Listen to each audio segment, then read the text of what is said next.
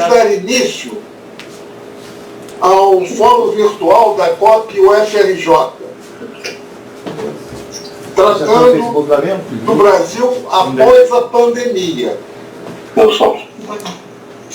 Hoje, o tema será Política, Ciência e Tecnologia. Participarão a reitora da UFRJ, que abrirá as apresentações, Denise Pires, da Medicina da UFRJ, o deputado Alessandro Molon, do Partido Socialista Brasileiro, e o ex-ministro Ciro Gomes, do PDT.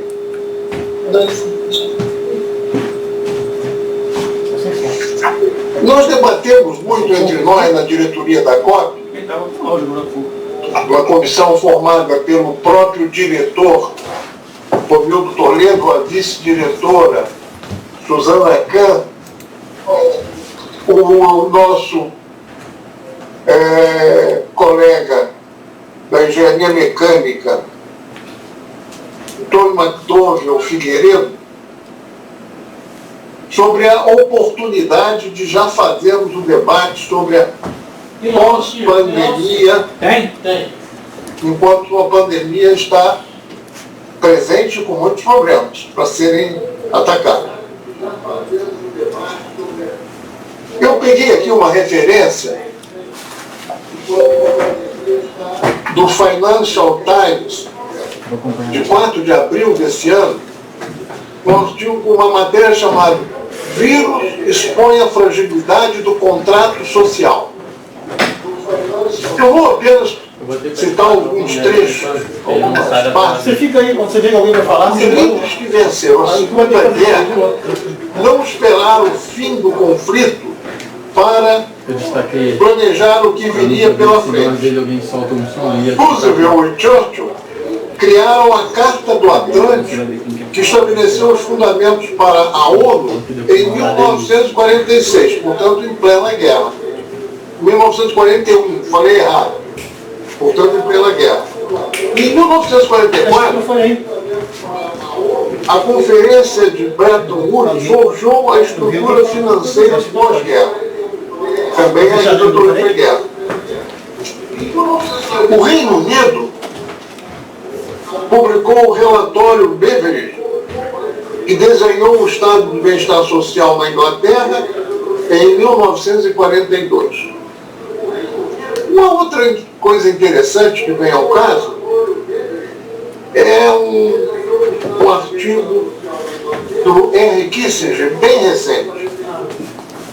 Coronavírus cria uma nova ordem mundial, é o título. A realidade é que o mundo nunca será o mesmo após o coronavírus.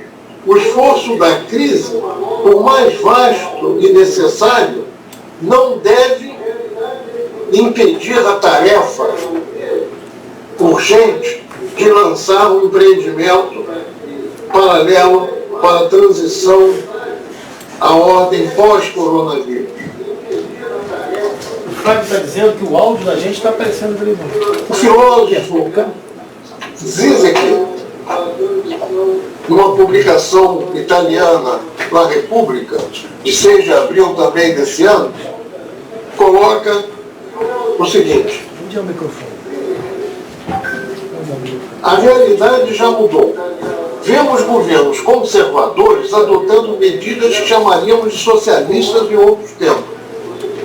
Donald Trump, por exemplo, ordena a indústria privada a produzir equipamento para tratar do coronavírus.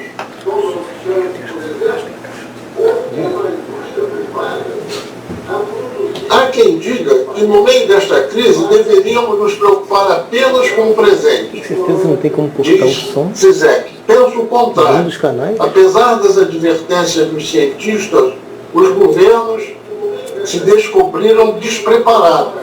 Mesmo na China, testemunhamos protestos ainda que modestos, embora a China tenha tido um êxito no ataque à pandemia lá, que foi muito localizada devido ao isolamento que eles promoveram. Finalmente, o Celso Amorim, na internet, diz: a China, até o momento, pelo menos, está demonstrando maior capacidade para enfrentar a crise. E está também demonstrando capacidade de cooperar internacionalmente.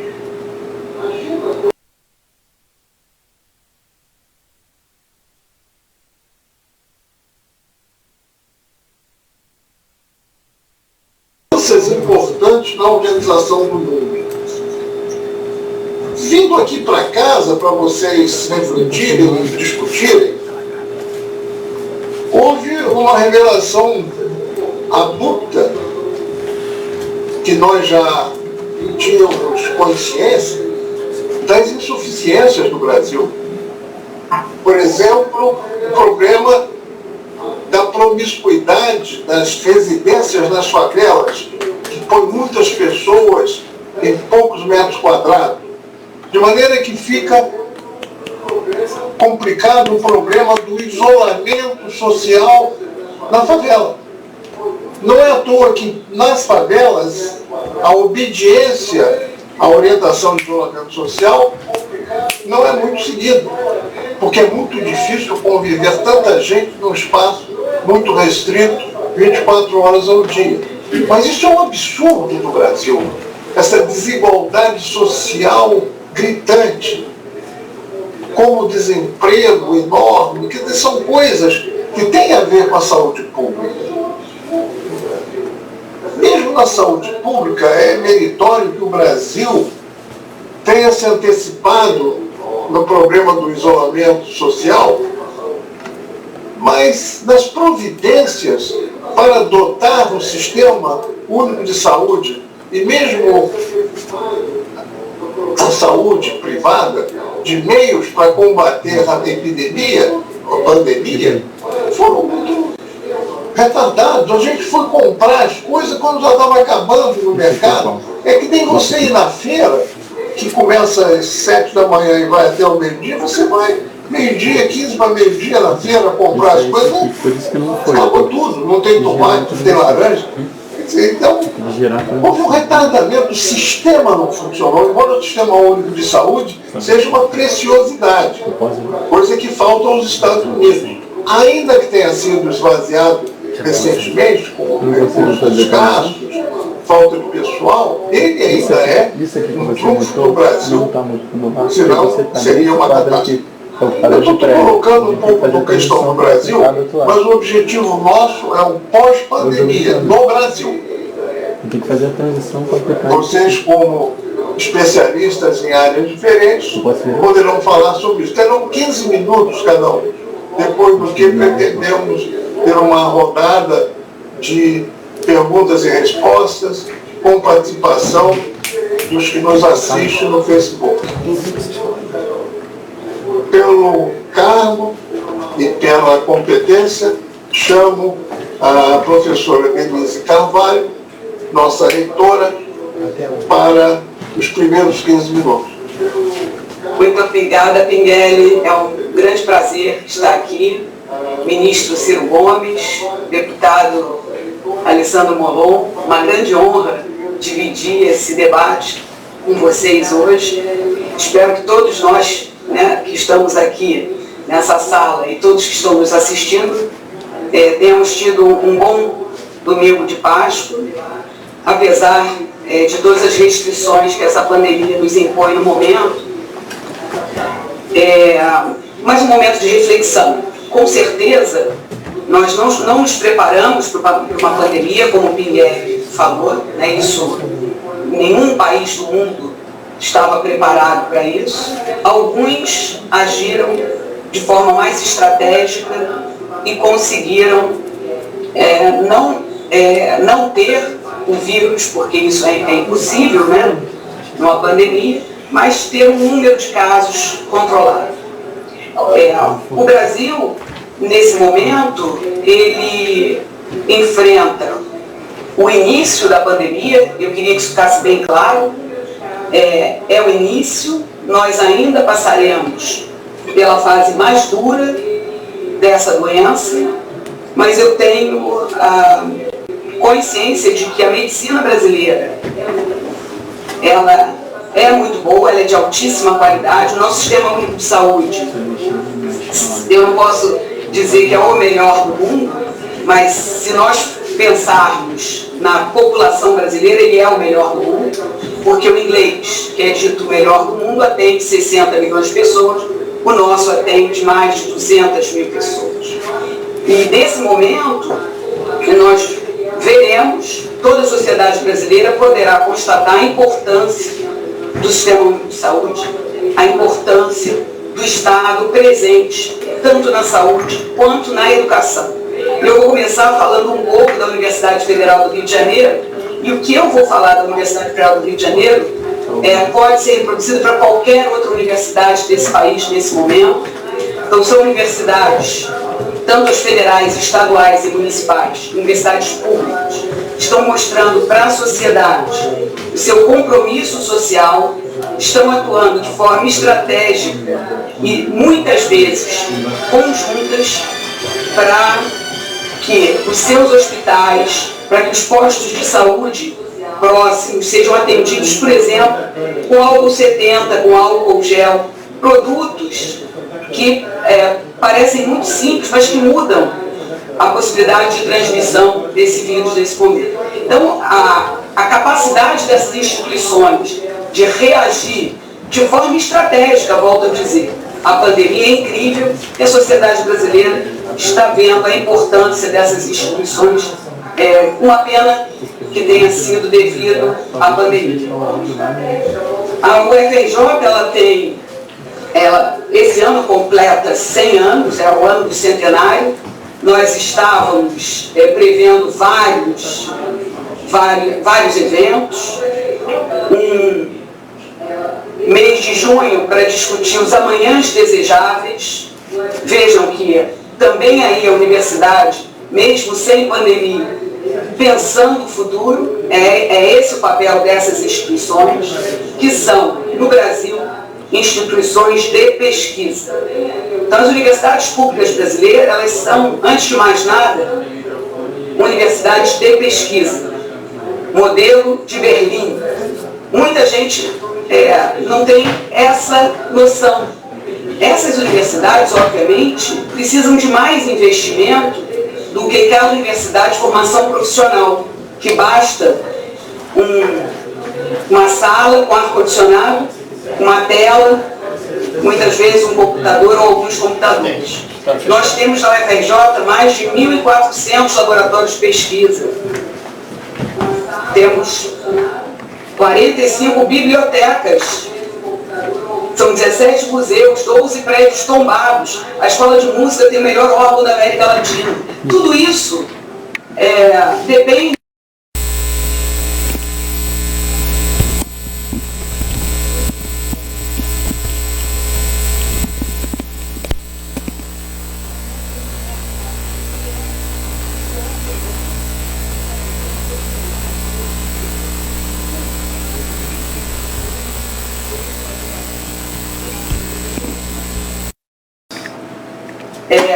Pós-graduação a COP Sistemas, ou Biomédica, uma ação entre programas de pós-graduação na área biomédica, a área médica fazendo os testes moleculares de excelência, validando os testes sorológicos, muitos deles de péssima qualidade, que nós poderíamos, aí sim, gastar dinheiro, né, porque comprar um teste sorológico que não funciona é gastar.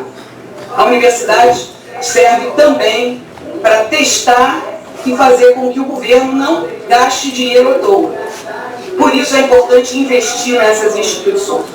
É uma grande honra para mim ser a reitora do ano do centenário, um desafio muito grande ser reitora da UFRJ, mas o meu maior desafio no momento é salvar vidas. Eu sou da área médica, nós, da Universidade Federal do Rio de Janeiro, instituímos um grupo de trabalho desde o mês de fevereiro, portanto antes do carnaval. Nós já tínhamos um boletim técnico, foi disponibilizado para toda a sociedade brasileira. Já tínhamos os testes padrão ouro funcionando. Temos uma triagem que hoje atende não só os profissionais da UFRJ, da área da saúde, mas de outras áreas, mas também ajuda o governo do Estado nos testes sorológicos que precisam ser feitos, nos testes moleculares e padronização dos sorológicos. Há grupos na COP de mãos dadas com a área médica, com a área de saúde coletiva, com a área de inteligência artificial, fazendo uma quantidade de projetos de pesquisa incrível. E eu sou otimista e acho que o Brasil vai conseguir, em pouco tempo, descobrir aquilo que o mundo todo quer descobrir, que é a fisiopatologia dessa doença. Então, discute-se muito o tratamento do vírus, mas discute-se pouco o que o vírus causa, como ele está fazendo as pessoas morrerem. E nós, com certeza, através dos nossos grupos de pesquisa, espero que seremos capazes de desenvolver novas terapias, sabendo quais os efeitos do vírus. Então, agora eu vou falar um pouco da perspectiva pós-pandemia. Eu espero que fique claro para a sociedade brasileira, mas especificamente para a sociedade brasileira, porque isso está claro na maior parte dos países do mundo. O papel das universidades de pesquisa, a importância das universidades de pesquisa, que unem ensino, pesquisa e extensão, sempre sob a perspectiva de compromisso social, de atuar junto à sociedade. Nós, no Brasil, tivemos um avanço no Sistema Nacional de Ciência e Tecnologia nas últimas décadas, então entre 2000 e 2015, em 15 anos, houve um aumento de 9 vezes.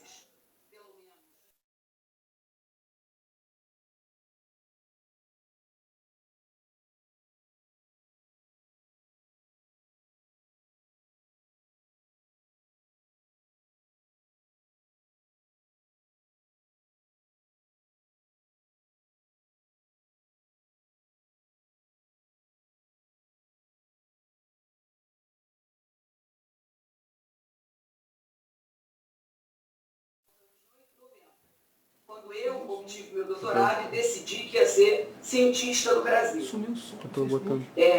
Não me arrependo, mas estou vendo vários jovens, nesse momento, evadirem do país.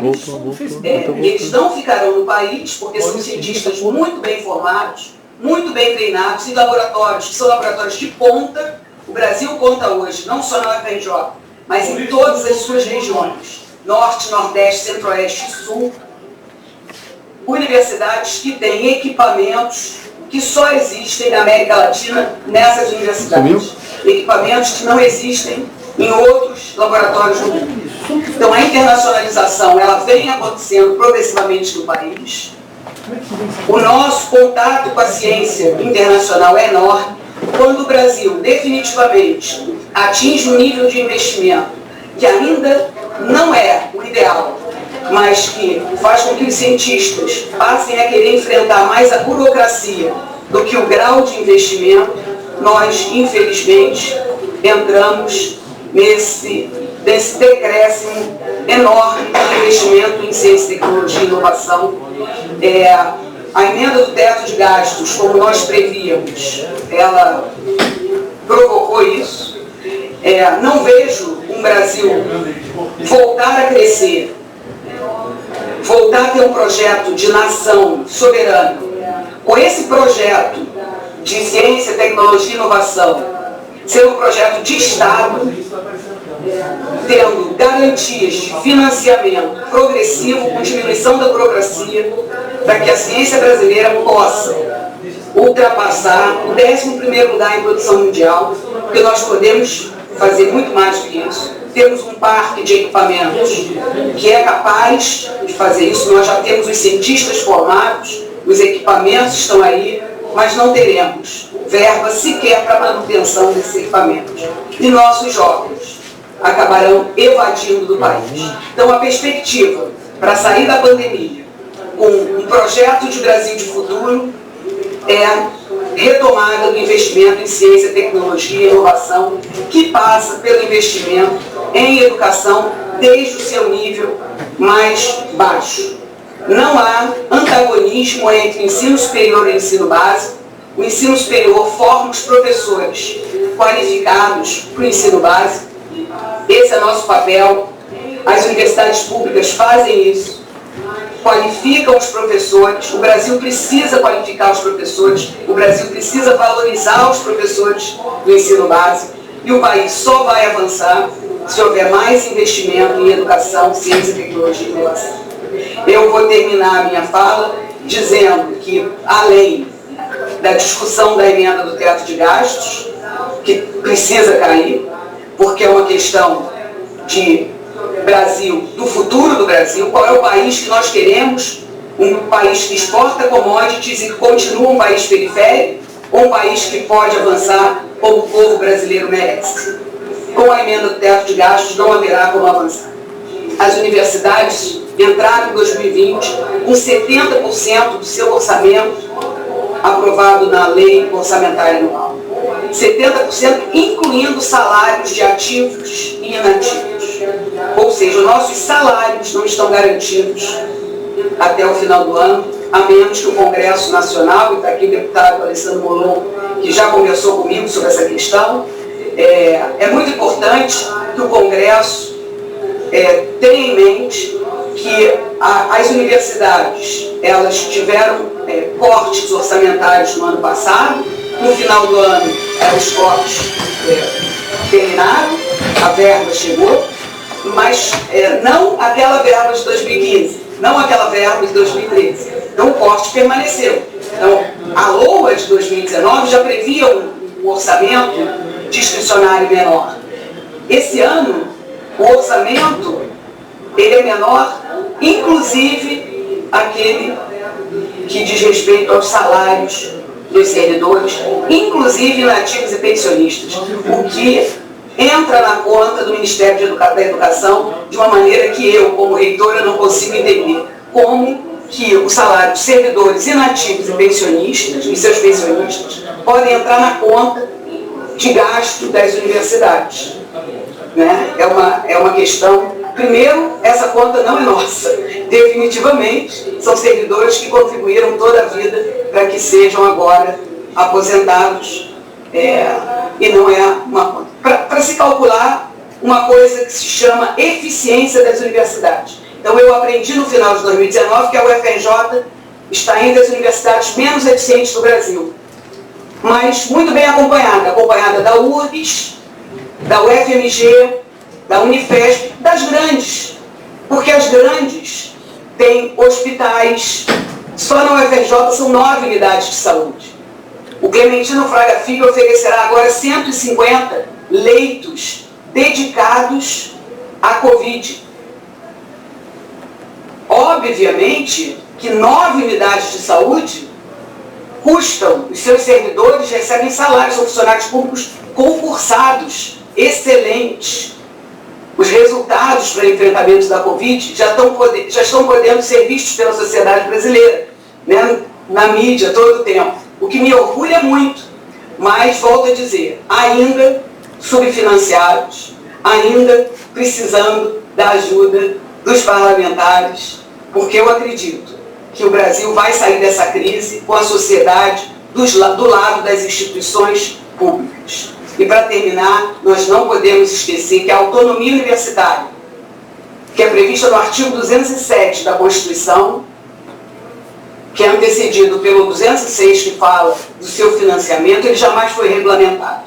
A verdade é que não há regulamentação e nós ficamos sem saber qual é o orçamento do próximo ano, sem saber como pagaremos a conta de água, de luz, a limpeza e segurança e todos os serviços terceirizados da universidade. Temos os nossos recursos próprios sendo atingidos pela emenda do teto de gastos, sendo recolhidos pelo governo federal. Então, não é uma questão da universidade aumentar recursos próprios, receitas próprias. Isso é a intenção da universidade, mas não resolverá o nosso problema se, ao aumentarmos as receitas próprias, essas receitas forem recolhidas pelo governo federal. Então, as universidades estão, nesse momento, nesse jogo que parece uma sinuca de bico, né? Porque nós não podemos aumentar receita própria porque é recolhido, não temos como aumentar o nosso orçamento. Ciência, tecnologia e inovação era uma forma de aumentar a entrada de recursos para os laboratórios de pesquisa, um corte de 3 a 4 vezes, bolsas da CAPES e do CNPq cortadas, nossos alunos de doutorado ganham R$2.000 há anos,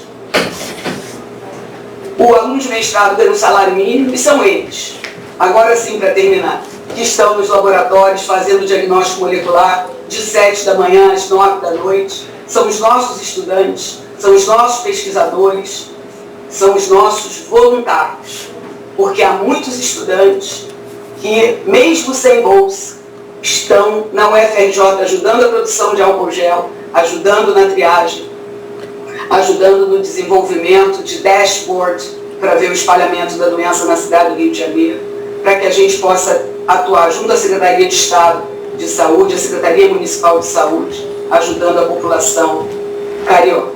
Muito obrigada mais uma vez pela oportunidade. Obrigado, reitora.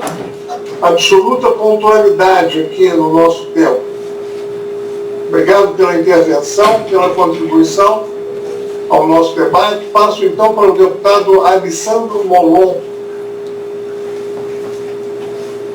Muito obrigado, professor Luiz Pinguelli. Primeiro, é um prazer enorme, uma honra enorme também participar com esse debate. Participar desse debate mediado pelo senhor e também com a professora Denise. É uma grande honra, professora, participar com ele também.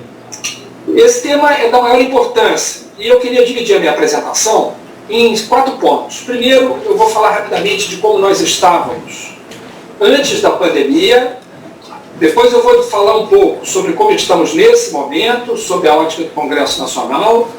Depois eu vou falar sobre quais são os próximos passos após a pandemia, que é o tema que provoca todos nós aqui. Depois eu vou citar 2 debates principais que envolvem ciência e tecnologia e a relação entre ela e a política, né? Primeiro, como é que nós estávamos antes da pandemia? Como é que estava o Brasil e o Estado brasileiro antes da pandemia? Começamos 2020 vendo sucessivos ataques do governo federal às universidades, primeiro com o ministro da Educação anterior, que se imaginava ser o pior possível, o que infelizmente se provou errado depois quando assumiu o atual ministro da Educação. Uma perseguição muito clara às universidades, classificando as atividades nas universidades como balbúrdia, uma pressão sobre as universidades com cortes de recursos, contingenciamento. Isso fez o PSB, meu partido, ter que ir ao Supremo Tribunal Federal com uma arguição por descumprimento de preceito fundamental, uma DPF, pedindo que o Supremo julgasse nulas as medidas de contingenciamento por uma série de razões jurídicas que não cabe expor aqui. E depois, ao fim do ano, conseguimos repor os recursos no Parlamento por pressão nossa, por uma série de iniciativas que o Congresso Nacional teve.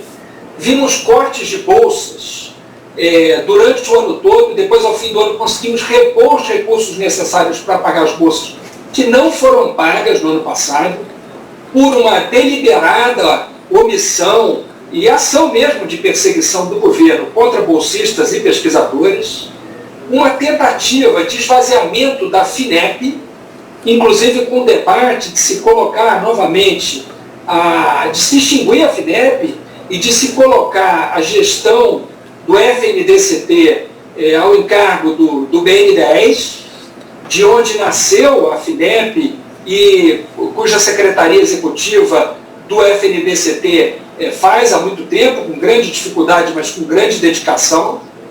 Conseguimos impedir também o esvaziamento da FINEP, evitando que a mesma fosse retirada da secretaria executiva do FNDCT. Houve uma tentativa de fusão da CAPES com o CNPq, e eu lembro, as senhoras e os senhores, que nós conseguimos também manifestar que o parlamento não aceitaria isso. Publicamos um artigo num jornal de grande circulação, assinado por praticamente todos os líderes de partidos na Câmara, contra a ideia infeliz de se fundir CAPES e CNPq. Conseguimos impedir, no ano passado, e nesse ano também, quando se votou a chamada PEC do orçamento de guerra, a tentativa de desvincular recursos dos fundos. Tentou-se isso ano passado, há uma PEC que ainda tenta isso, está no Senado, mas até agora não foi aprovada, e também na PEC do orçamento de guerra, aprovada na semana passada na Câmara, nós conseguimos retirar o artigo que desvinculava fundos, protegendo os recursos do FNDCT, entre outros, e, portanto, assim, um quadro de perseguição às universidades, à ciência, aos pesquisadores e às instituições que financiam a ciência, absolutamente inaceitável. Tudo isso com um pano de fundo de um fundamentalismo fiscalista que paralisa o país. Desde a aprovação da malfadada PEC do teto de gastos, essa é a lógica que vem dominando o país e que está levando o país à sua desgraça. Mesmo antes dessa pandemia, o Brasil já ia muito mal. E aí chega essa pandemia, para a infelicidade nossa e de todo mundo, de todo o planeta, com milhares de mortos, mais de 1000 mortos já no Brasil. E como é que o Congresso Nacional lida com isso? Como é que o governo lida com isso? O governo absolutamente despreparado. O ministro que demonstrou algum bom senso e alguma racionalidade sendo perseguido pelo presidente da República, e do outro lado o ministro da Economia ainda apegado aos seus dogmas fiscalistas, não uma visão já superada no mundo inteiro, e ele ainda, de alguma maneira, absorto por essa lógica, foi ao Congresso Nacional. Eu perguntei a ele pessoalmente quais eram as medidas emergenciais que estavam sendo previstas pelo governo, e o ministro Paulo Guedes disse: não, nós estamos estudando. Diante dessa informação assustadora de que não havia nenhuma medida emergencial sendo pensada pelo governo, nós do PSD preparamos 25 ações emergenciais, e eu pedi uma audiência com o ministro Paulo Guedes para levar a ele essa proposta de 25 ações emergenciais, mostrando que nós da oposição não apostamos no quanto pior melhor, não queremos o fracasso do governo nesse momento. Evidentemente que temos horror a esse governo, é uma tragédia para o Brasil, mas evidentemente que nós estamos preocupados com os brasileiros, com a vida, com a saúde, com os empregos dos brasileiros, e não podemos ver o navio afundar, porque nele estamos todos nós. Então levamos essas propostas, foram bem recebidas, o governo ainda resistindo a algumas ideias nossas, mas pouco a pouco conseguimos implementá-las graças a uma ação do Congresso Nacional. O que nós fizemos no Congresso Nacional até o momento, desde a chegada dessa pandemia? Primeiro, o Congresso Nacional liberou limites de gastos do governo para o enfrentamento da pandemia. Não há mais nenhuma razão para o governo não gastar o que for necessário para garantir todo o atendimento médico a todos os brasileiros. Isso porque, para nós, é fundamental que nenhum brasileiro fique sem atendimento médico, sem os recursos necessários para proteger a sua vida. Então o Congresso Nacional fez isso, aprovou a decretação do estado de calamidade que já permitia isso. O ministro Paulo Guedes insistiu ainda na necessidade da aprovação de uma PEC. Nós entendíamos desnecessária essa PEC, não havia necessidade dela, sobretudo com a decisão do ministro Alexandre de Moraes, liberando os gastos na prática, mas ainda assim, diante da insistência do governo para evitar que isso fosse usado como argumento para não salvar a vida dos brasileiros, nós garantimos a aprovação dessa PEC para não haver mais desculpa para que o governo não tenha razões para não gastar os recursos necessários para manter e salvar a vida dos brasileiros. Portanto, fizemos isso, e quero aqui ressaltar a enorme importância do Sistema Único de Saúde. Talvez a nossa maior ou grande contribuição e conquista da Constituição de 1988. Essa invenção genial, fabulosa, essa empreitada, esse empreendimento maravilhoso, de tão fantástico que é, com todas as dificuldades que enfrenta, que faz com que o ministro da Saúde, de um governo absolutamente privatista, que aposta na lógica do privado, da empresa, do capital, dê todas as suas entrevistas usando um colete com o emblema do SUS. Tamanha a relevância desse sistema. Eu quero, professora Denise, aproveitar e na sua pessoa, homenagear todos os profissionais da saúde.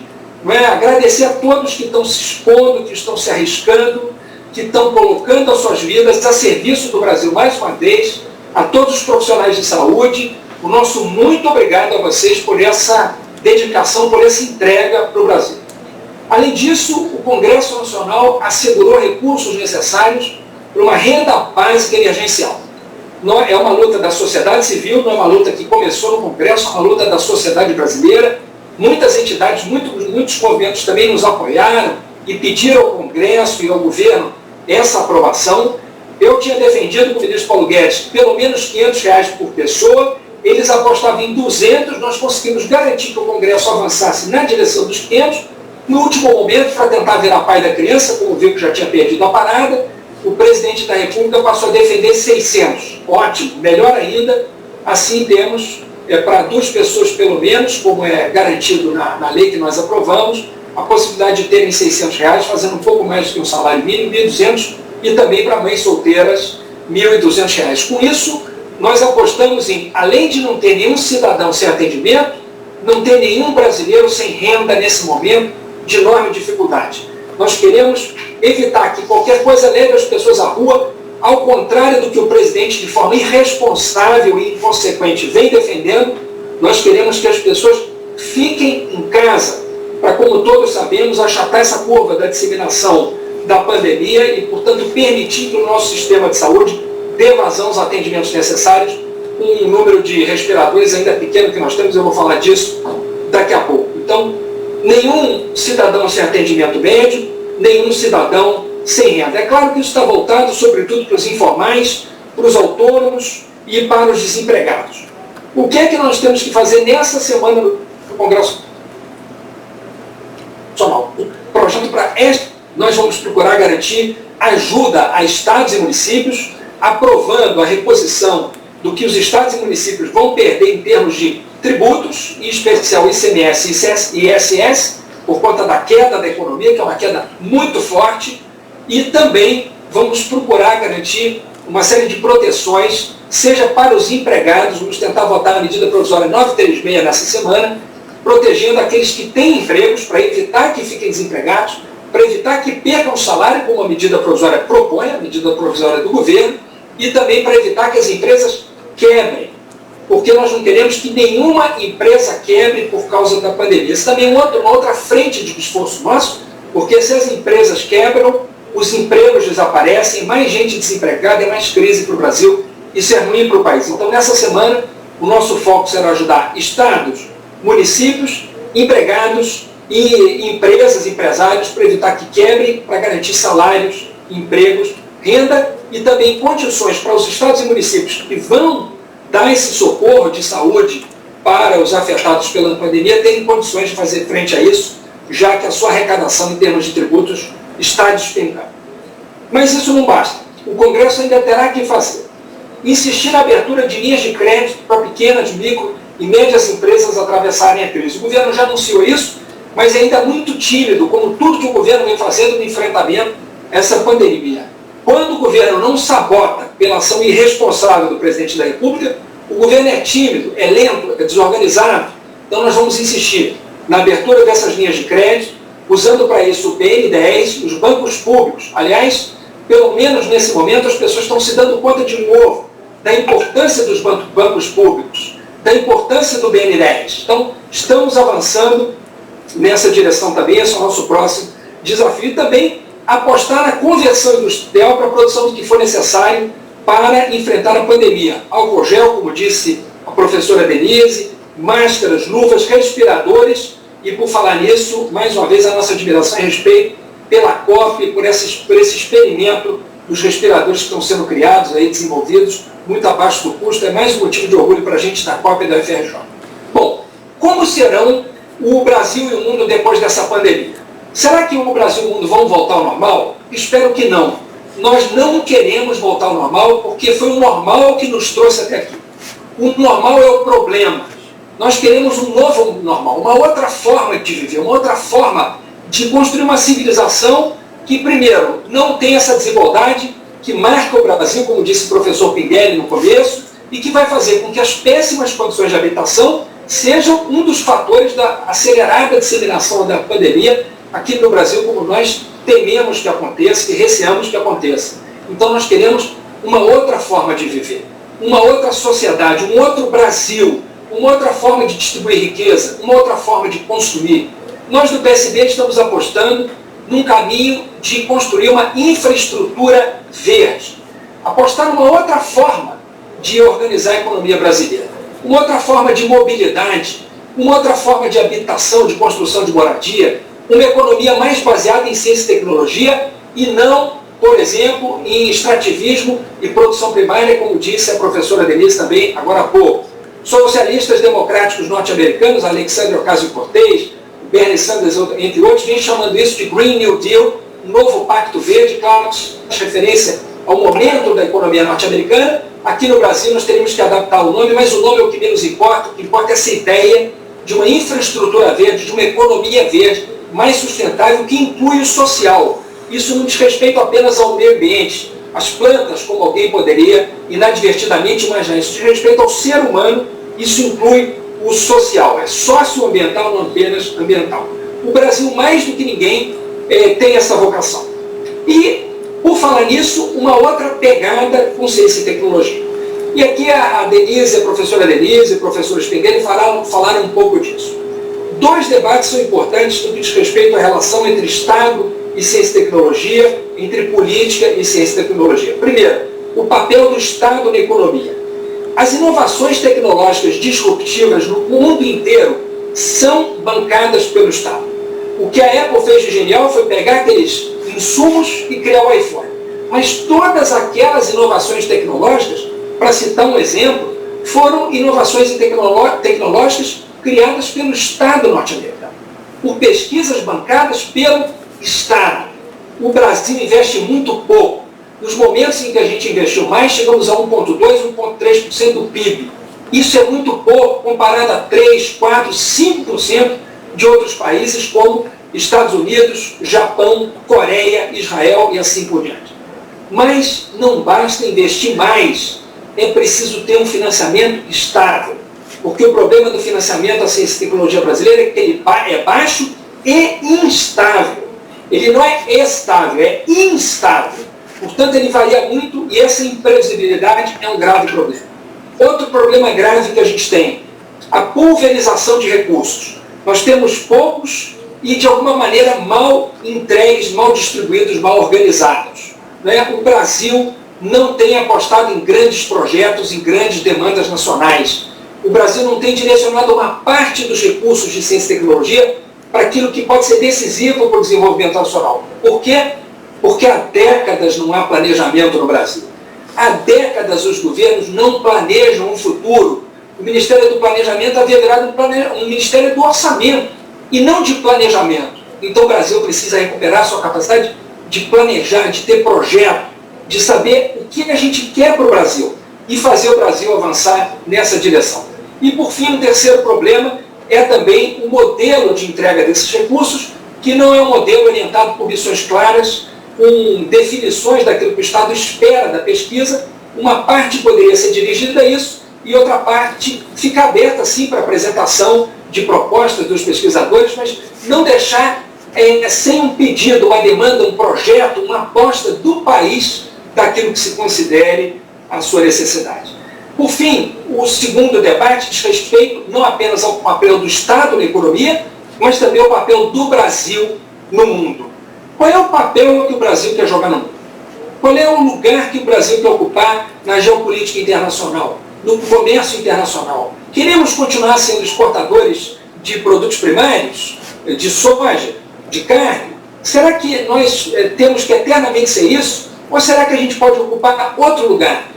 Cansados de exportar cérebros, todos os que nos assistem aqui conhecem muitos amigos que foram para o exterior, não porque aqui não havia salário para os pesquisadores, porque aqui às vezes não há um mínimo de condições de pesquisa. Então nós temos inteligência suficiente. Os nossos pesquisadores aqui, que estão aqui no Brasil, são grandes gênios, inventamos e descobrimos coisas fantásticas. É preciso apostar nisso para o Brasil ter condições de ocupar um outro lugar no mundo que não esse lugar subserviente de apenas exportadores de produtos primários.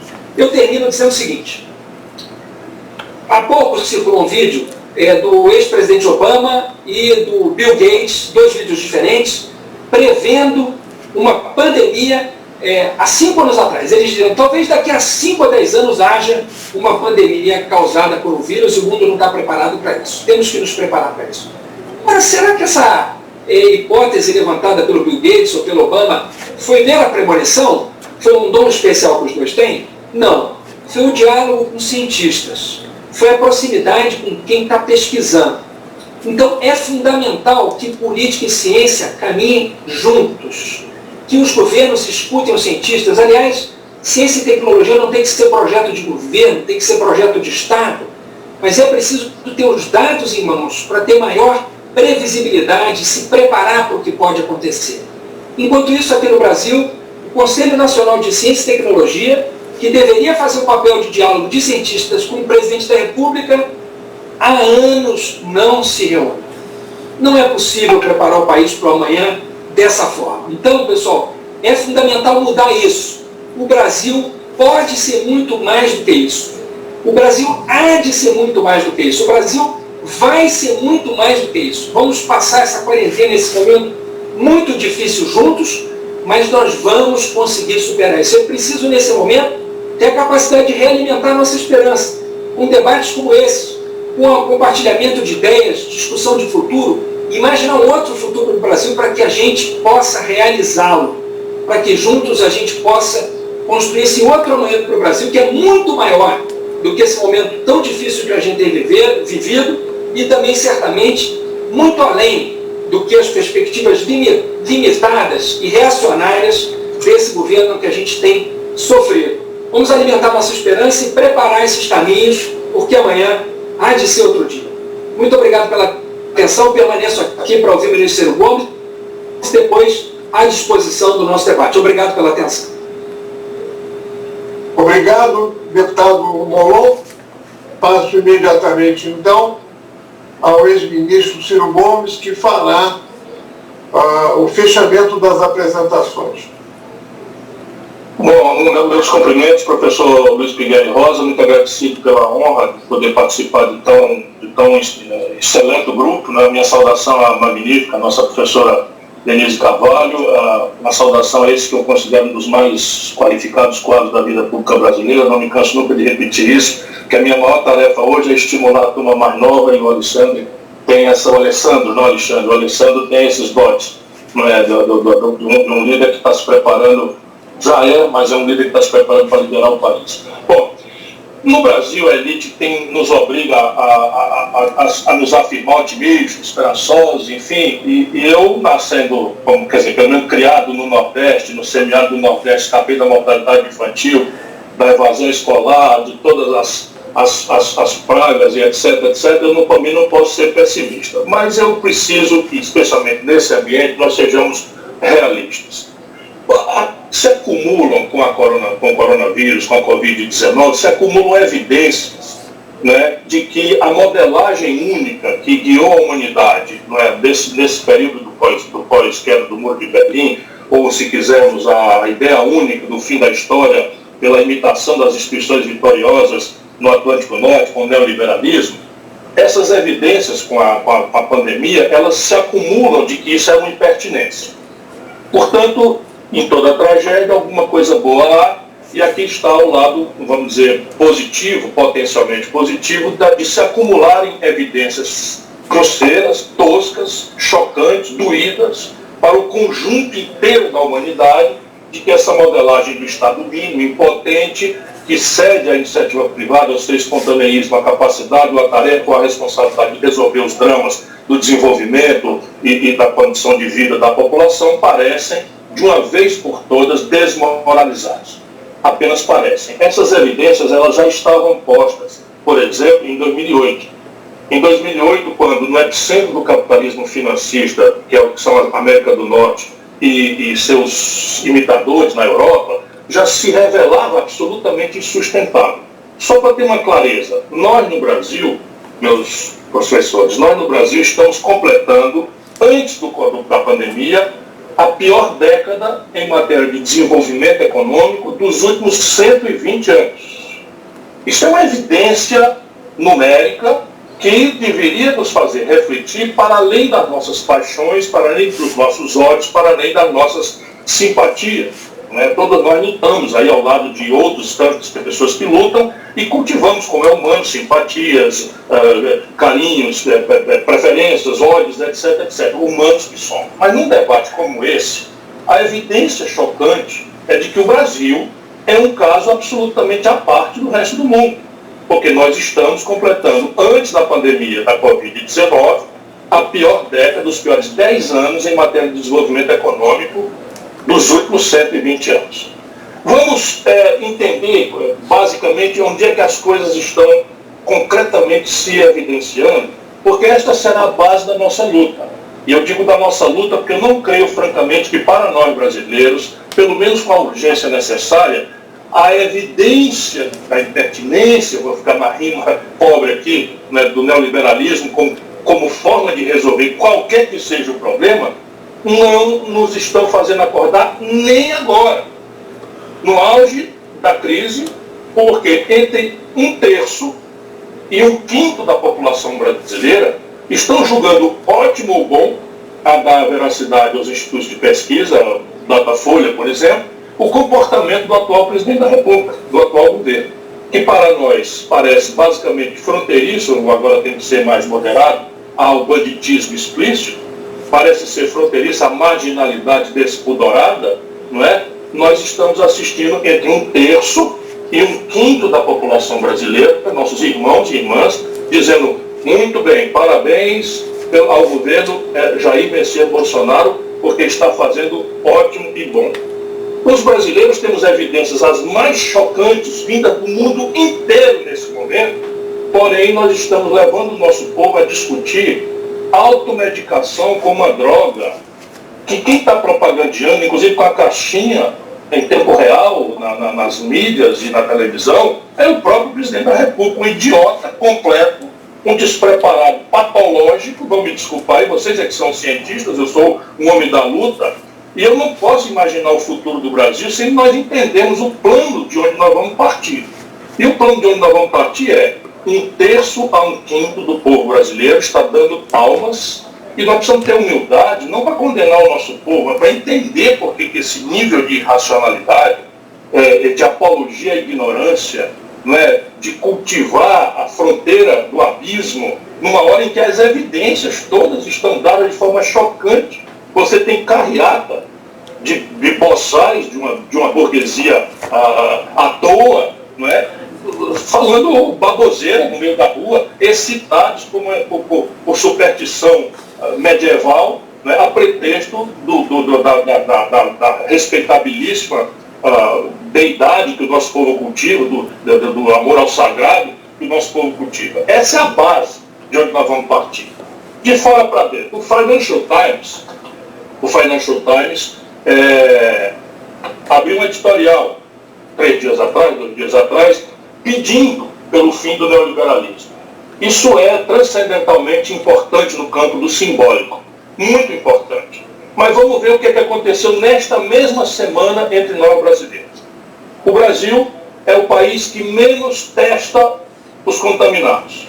Nós estamos com menos de 300 testes por milhão de habitantes. Sabe, não existe nada nem sequer remotamente parecido em matéria de irresponsabilidade sanitária do que aquilo que nós estamos fazendo agora.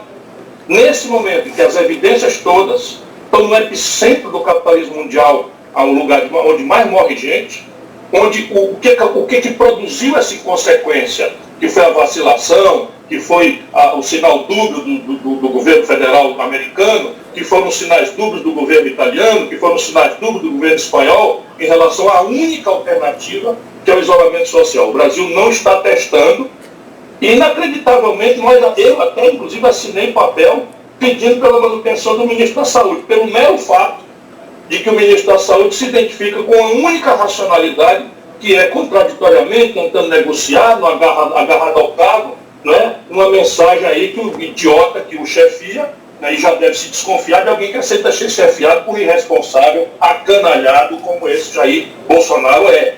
Todos os acadêmicos estão à vontade para serem elegantes. Eu não vou ser elegante nessa hora, porque o que eu estou vendo, vou concluir daqui a pouquinho, justifica o que eu estou pensando. Então, repare bem, nós não temos leitos de UTI nem respiradores suficientes. Qualquer projeção já pode ser vista em Manaus, cujo sistema já colapsou, pode ser vista em Pernambuco, que se aproxima rapidamente de 100% dos leitos já ocupados, no mero início da pandemia. Pode ser visto em Fortaleza, onde nós estamos correndo contra o relógio, importando, usando tráfico de influência no sentido positivo do tempo, porque temos várias conexões lá na China, estamos conseguindo trazer para o Ceará meio que pago direitinho, tudo legal, tudo feito, mas meio que na banda, fugindo de fazer escala dos Estados Unidos, para não sermos pirateados, como está acontecendo. Enfim, isso, São Paulo, que é o estado mais rico, a cidade mais rica, já está com 70% dos leitos de UTI ocupados hoje. Hoje. O que se prenuncia com a saída do coronavírus, dos ambientes mais elegantes, aonde estavam as pessoas que vieram do estrangeiro, os turistas brasileiros, a burguesia brasileira, migrando para a periferia, o professor Pinguelli já mencionou, isto me incomoda, porque as pessoas não sabem nem o que a gente está dizendo, falar em isolamento social, porque moram 4, 5, 6, 8 pessoas num cômodo de 10, 12, 14 metros quadrados, ou em 2 cômodos de 16, 18 ou 20 metros quadrados. E num país em que antes da pandemia, a maioria do povo vive na informalidade, vive no desemprego aberto, vive correndo com um caixote atrás nos aplicativos, sem nenhuma proteção pela primeira vez na história brasileira. Pois bem, este cenário de um país que não está testando, hoje não estamos testando, nem longe, não temos os reagentes, não temos a estrutura, e as nossas universidades estão prenhas de inteligência estratégica para fazer isso, e mesmo a combalida indústria brasileira, que vem sendo destruída, nos anos 80 o Brasil representava 1/3 do PIB industrial. Hoje nós estamos descendo de 10% do PIB industrial brasileiro, e isso perpassando ditadura, populismo de direita, populismo de esquerda. Por quê? Porque falta ao país um projeto, falta uma visão complexa, estratégica, porque todos nós sucumbimos à premissa neoliberal e ao rentismo, e a sua classe, a classe do baronato financeiro, não é? Dando as cartas, porque fazer as coisas pelos pobres é muito barato, ou seja, vamos fazer uma política social compensatória de massa, e aí está a situação em que o país se encontra. Muito bem, não temos os leitos de UTI e vamos ter aí a iminência de uma tragédia que só Deus, agora eu tenho que falar, pode nos salvar. O governo não vai nos salvar. No campo econômico, professor Pinguelli, a tragédia se pronuncia dramática. O ponto de onde nós vamos começar a construir o futuro, do jeito que as universidades já estão estudando, meus amigos me ajudam aí a reflexão, eu tenho companheiros me ajudando a partir da academia no Brasil inteiro, as simulações que se fazem, já, lembrando, a ajuda que o Molon muito corretamente historiou, de R$600, é por 3 meses. E estará liquidado em maio. Qualquer idiota sabe que esta crise, pelo ponto de vista do aspecto econômico e mesmo do ponto de vista do aspecto sanitário, vai perpassar agosto, setembro. E nós só temos até agora, já com 1000 problemas, não é? Esses R$600.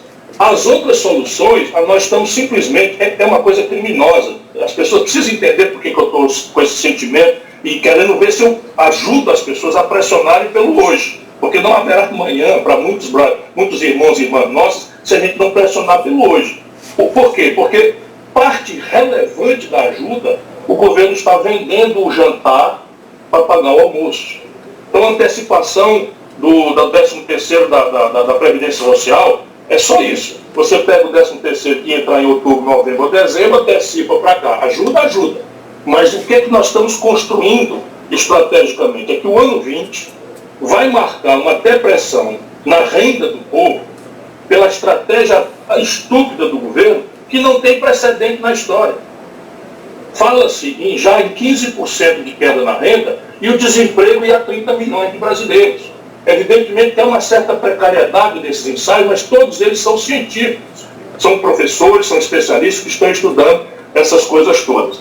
E veja, professor Pinguelli e minha cara reitora Denise, o governo em 48 horas liberou 1 trilhão e 200 bilhões de reais para o setor financeiro, que não estava ainda pedindo sequer este socorro, que vai sofrer também, porque a inadimplência acaba sendo uma consequência óbvia de tudo isso também no setor financeiro, mas escutem os senhores e as senhoras e quem está nos ouvindo.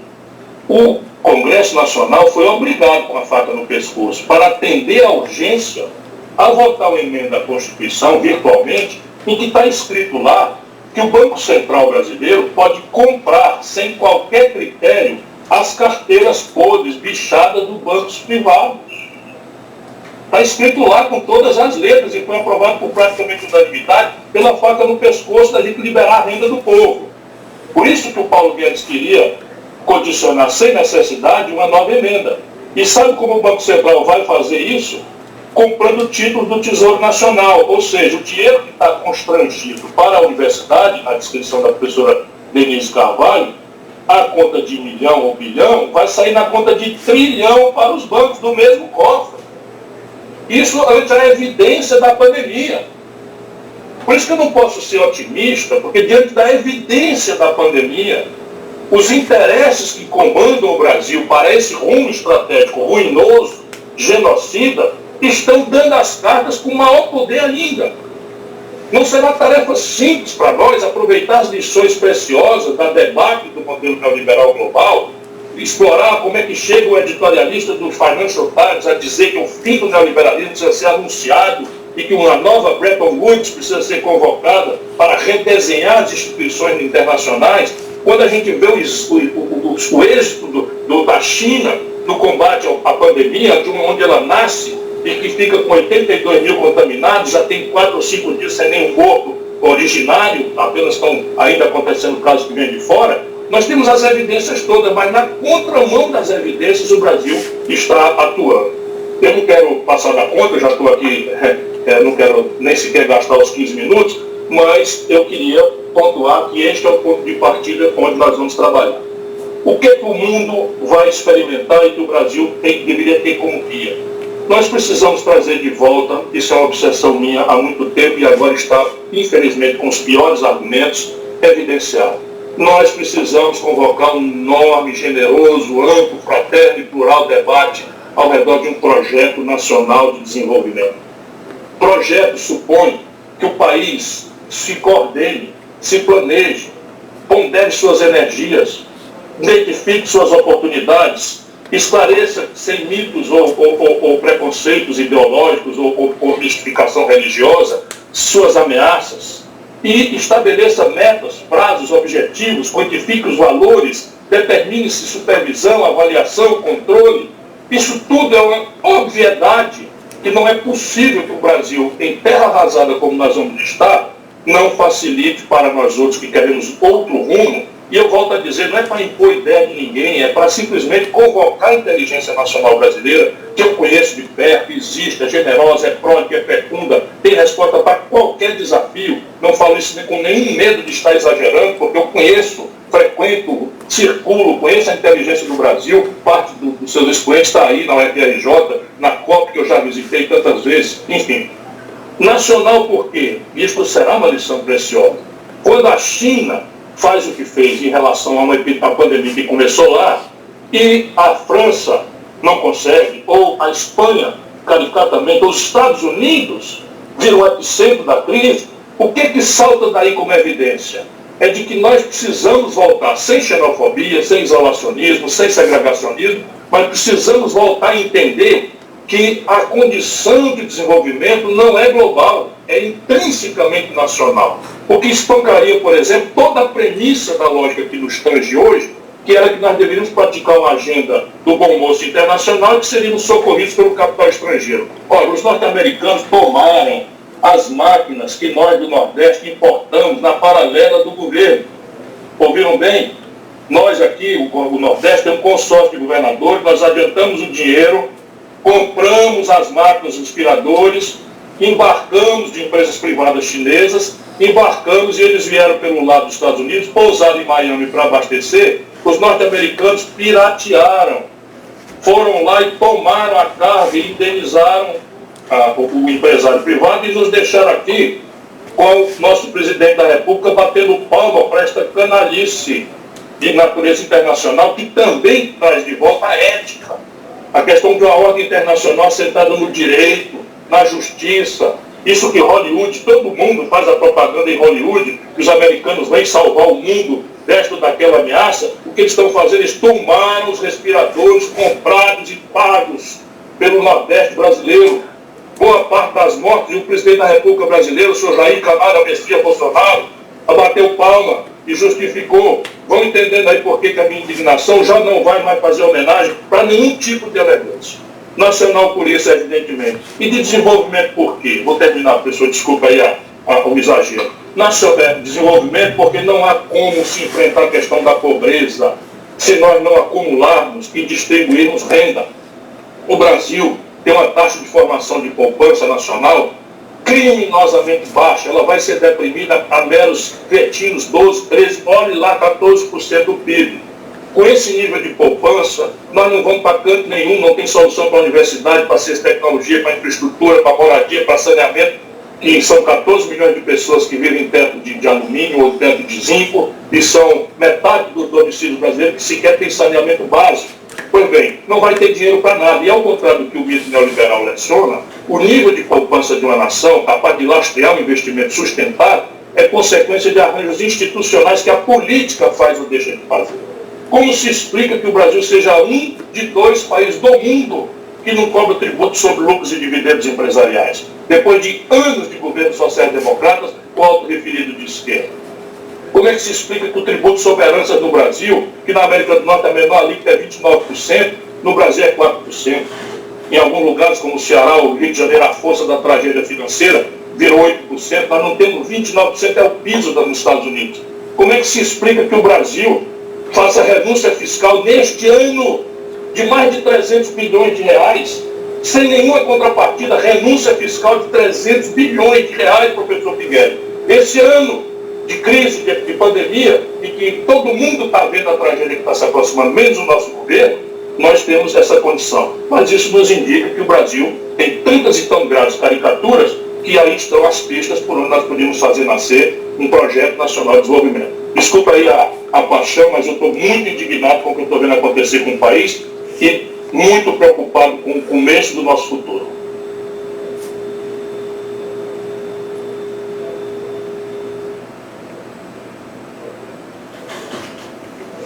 Muito obrigado,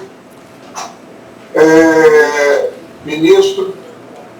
Encerramos as nossas exposições, vamos passar para as perguntas que foram...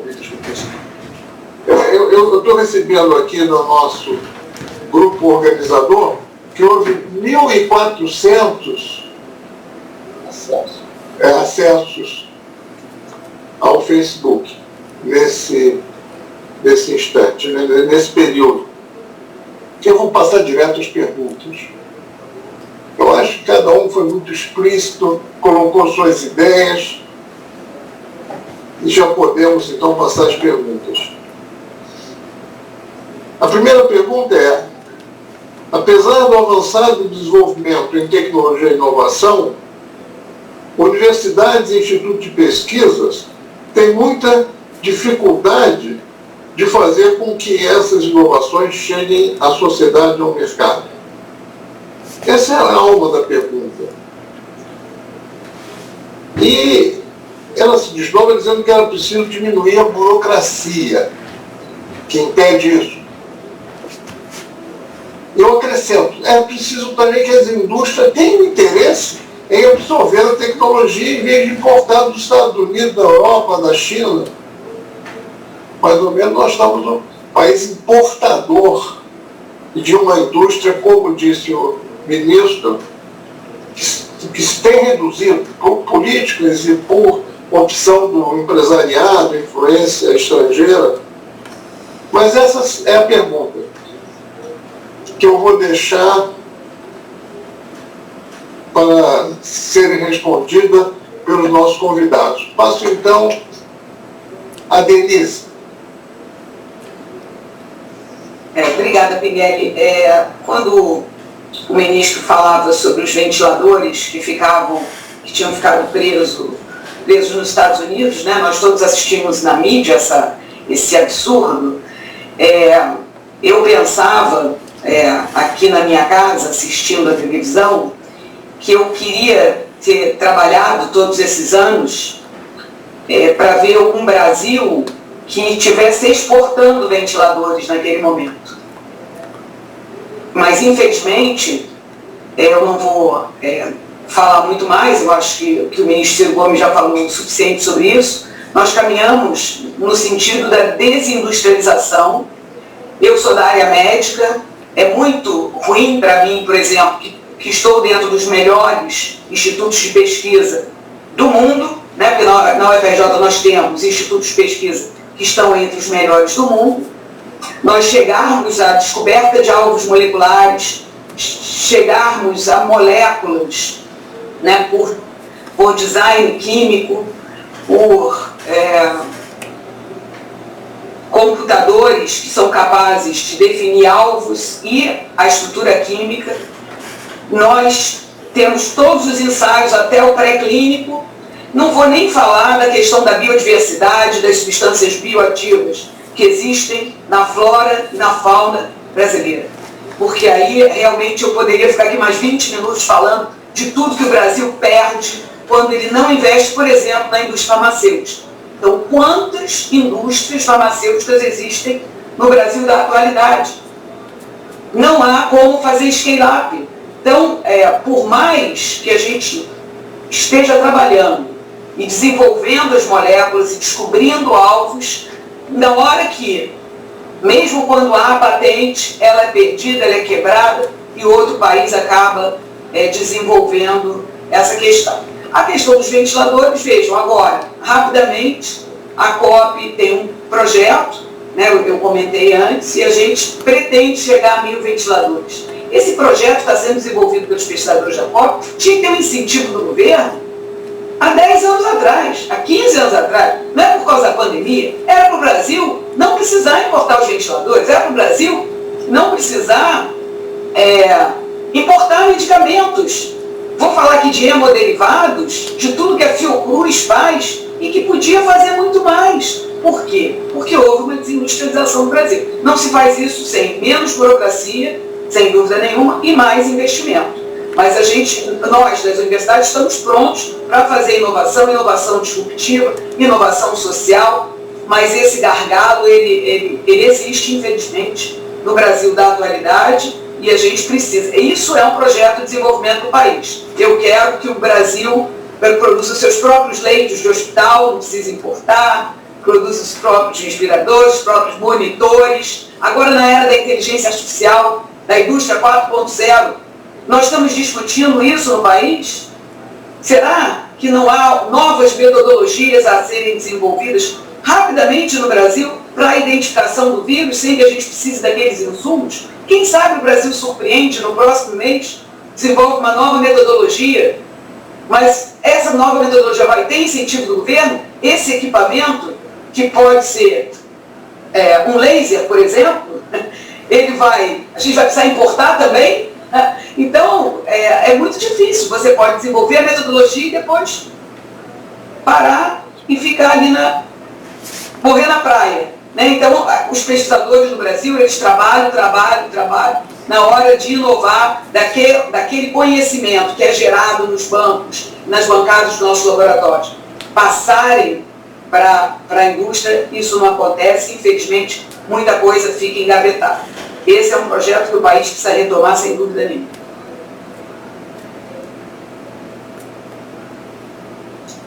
Obrigado, Denise. Eu vou perguntar, então, ao Moron qual é o comentário ou resposta que ele faz a essa questão. Pois não, professor, eu acho que aqui a gente tem basicamente dois problemas. Né? De um lado, tem esse fenômeno que o ministro Ciro, com um brilhantismo característico, mostrou da desindustrialização brasileira. Então, esse é um problema. E, ao mesmo tempo, da desnacionalização da indústria que temos. Né? Então, se nós temos muitas indústrias que não são nacionais, elas naturalmente tendem a não procurar as universidades brasileiras para pedir o desenvolvimento de experimentos, de ciência, de tecnologia, porque para elas muitas vezes é mais interessante, mais fácil e também tem mais incentivos para usar tecnologia de outros países. Então, de um lado tem esse fenômeno econômico, de outro lado nós tínhamos uma legislação muito ruim sobre o tema, que dificultava muito as parcerias, até 2016, até termos o marco legal para ciência e tecnologia, o novo marco legal de janeiro de 2016, que só foi regulamentado em 2018. Então, essa nova legislação ela é melhor sob esse ponto de vista, ela é mais aberta para parcerias desse tipo, universidade e empresas, mas ainda assim nós temos problemas. Ainda assim nós temos problemas de burocracia, a legislação ainda precisa melhorar muito, precisa avançar, embora a gente tenha dado um passo importante em janeiro de 2016. E, por fim, tem outro problema, que é um problema cultural também.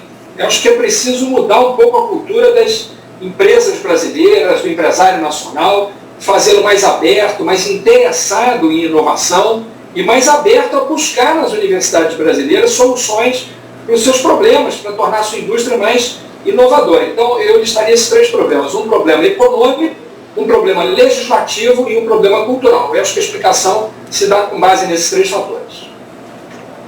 Obrigado, Molon. Passamos então ao comentário e resposta do Ciro. A razão básica, não é, desse absurdo, de novo, é a prostração ideológica que os nossos governantes, infelizmente, desde sempre, tomaram a partir da debate dos anos 80. Nos anos 80, o Brasil viu-se órfão de um velho modelo nacional desenvolvimentista, que tinha a característica de se financiar com dinheiro barato de fora e com muita proteção que permitiu que nascesse uma indústria brasileira, mas também uma estrutura de muitas ineficiências. Esse modelo morreu e ele morreu durante a ditadura, nós não tínhamos liberdade para discutir nada e tínhamos um consenso raso possível, que era a regionalização do país. Portanto, construímos toda uma elite política, uma geração inteira, que não se sentiu obrigada a refletir estrategicamente sobre os rumos do país, os rumos econômicos, os rumos do desenvolvimento, porque se a gente botasse o João Amazonas e o Teotônio Vilela, para ficar aqui em 2 exemplos, na mesma mesa, estavam juntos fazendo a anistia, a eleição direta, constituinte, para discutir modo de organização do Estado e em relação à economia, a segunda reunião não aconteceria. Essas são as tragédias brasileiras, e aquele brasileiro que conhecia o problema morreu na véspera da posse, que era o Tancredo Neto. Daí adiante foi uma prostração ideológica grave ao primado neoliberal, que acabou se oferecendo como resposta tosca, simples, mas que prevalece, isso vem mais especificamente no assunto, porque há um valor predominante na humanidade que transitou a busca de felicidade do ambiente espiritual, subjetivo, da compaixão, do amor, da adoração ao sagrado ou da estética, etc., para o consumismo. E o consumismo nos predispõe a procurar felicidade no bom, bonito e barato.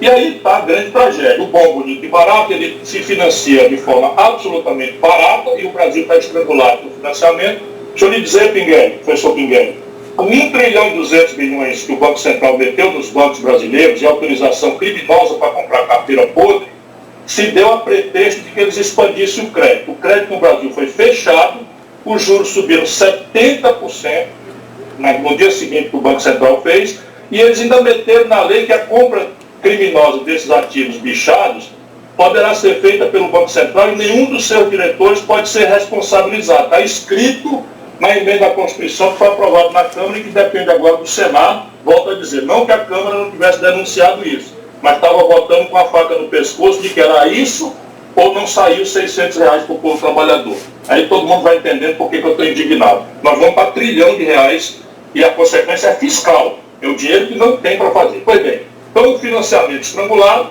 a sofisticação tecnológica de ponta, e nós já vimos aqui refletidamente tudo que o Brasil tem desprestigiado a sua inteligência, em escala. Portanto, nós não vamos sair dessa situação se nós não revogarmos a prostração ideológica neoliberal. Nós precisamos fazer o quê? Aquilo que o mundo inteiro fez. Fazer uma aposta central em ciência e tecnologia, inovação, fazê-lo de forma generalizada em todas as estruturas, garantindo a autonomia das universidades, mas o Estado pode e deve ter algumas ferramentas práticas. Por exemplo, o buraco na conta do Complexo Industrial de Saúde, só federal, é de 17 bilhões de dólares. Aí está uma ferramenta em que a compra governamental que é protegida pelo status do Brasil de nação em desenvolvimento da Organização Mundial do Comércio, e que o senhor Jair Canalha Messias Bolsonaro apalavrou com o Trump tirar o status do Brasil, o que mata esta ferramenta. Deixa eu dizer de novo, o Brasil hoje pode fazer compra governamental, induzindo substituição de importação em áreas sensíveis, como, por exemplo, saúde pública, e isso está protegido por um status que é Nação em Desenvolvimento na OMS. Na OMC, a Organização Mundial do Comércio. O senhor Messias Bolsonaro prometeu ao Trump, muito provavelmente sem saber nem o que estava prometendo, porque o despreparo aí é maior do que a canalice ainda, que o Brasil vai abrir mão desse status por nome de nada, simplesmente a vassalagem suja e imunda que ele presta ao governo Trump nos Estados Unidos. Vamos lá. Segundo, complexo industrial, onde o Brasil também tem essa vantagem comparativa de ter partido de escala. Complexo industrial do petróleo, gás e bioenergia, que o professor conhece muito melhor do que qualquer brasileiro. E o Brasil está com 30% da capacidade de refino hoje da Petrobras parados e está importando este imenso volume, já quase 300 bilhões de barris de gasolina, óleo diesel, querosene de aviação, dos estrangeiros, 90% de novo dos Estados Unidos. Ou seja, o petróleo despenca de preço e o gás de cozinha no Brasil passou de R$ 115 na hora da pandemia.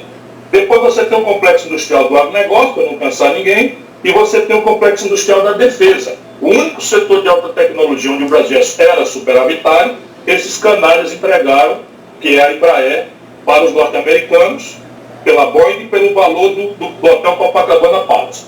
Se ninguém quiser entender porque que eu estou indignado, vá podendo pelo menos refletir sobre os argumentos que eu estou falando aqui. Estão destruindo as portas de saída que o Brasil tem, como raríssimos países do movimento retardatário tem. Como é que faz isso? Você tem que fazer o quê? Substituição de importação, porque o dinheiro já está ouvindo a conversa, estamos gastando dinheiro. Incubadora de empresa, para permitir que jovens empreendedores universitários, talentosos, inovadores, saiam da pesquisa para o empreendimento, ainda incubados, assistidos, capacitados gerencialmente, assistidos tecnologicamente, assistidos contabilmente, e com o venture capital, que é uma expressão que a gente usa em inglês, que nem sequer o correspondente em português existe, que é aquele dinheiro que é absolutamente interessado em inovação e risco, e que no Brasil 5 bancos concentram 85% de todas as transações financeiras, e hoje, com a Selic a 3,75, estão fazendo o governo pagar 4 pontos percentuais acima da Selic, usando o coronavírus como consequência. Ou seja, há como fazer. Mas nesta premissa paulo-guediana e bolsonariana, nós vamos acabar de destruir o restinho de indústria que temos. Pior, com o aplauso alienado de todos os grandes líderes da indústria brasileira. A Fiesp bateu palma para todos os políticos que fizeram esse desmantelo. A Firjan bateu palma para todos os políticos. O presidente da Confederação Nacional da Indústria, o senhor Robson Vital, que é falido, bate palma para todo o governo que destrói a indústria brasileira. Essa é a nossa tragédia. Obrigado, Ciro. Eu vou adicionar um comentário ao de vocês três, no caso aí, que citado pelo Ciro, que é o caso da Embraer. Uma coisa curiosa, a Embraer se notabilizava pela tecnologia e estava aumentando sua escala. Não havia nenhuma crise da Embraer, havia ameaça da fusão da empresa concorrente do Canadá. Airbus com Bombardier. Com o Airbus. Ela seguiu o mesmo caminho. Mas veja o que aconteceu. A Embraer tinha tecnologia e teria até agora, ela tinha desenvolvido esse cargueiro de uso militar, que era um sucesso, aliás, sumiu do noticiário, mas era considerado um sucesso, e era.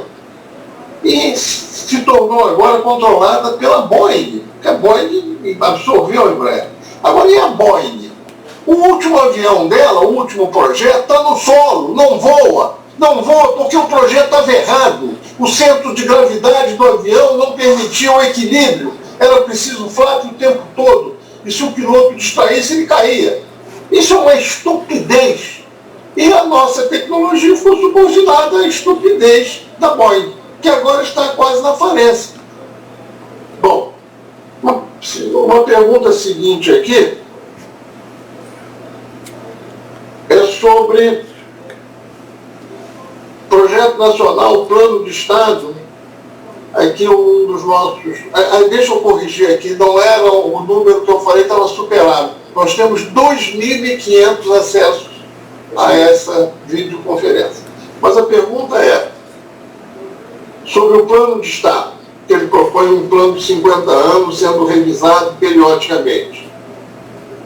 E cita os casos históricos do New Deal, na recessão americana de 29, depois dela, com Roosevelt, e o plano Marshall, que nós já citamos aqui, aliás, no pós-guerra, da recuperação da Europa logo após a guerra. Não há uma pergunta aqui, mas eu vou juntar com a outra e vocês comentam ou respondem como acharem melhor. A outra é uma pergunta sobre a taxação de grandes fortunas, heranças, que poderia ser uma fonte para o Estado. Então ficam essas duas. Começo de novo pela Denise. Quer ao contrário?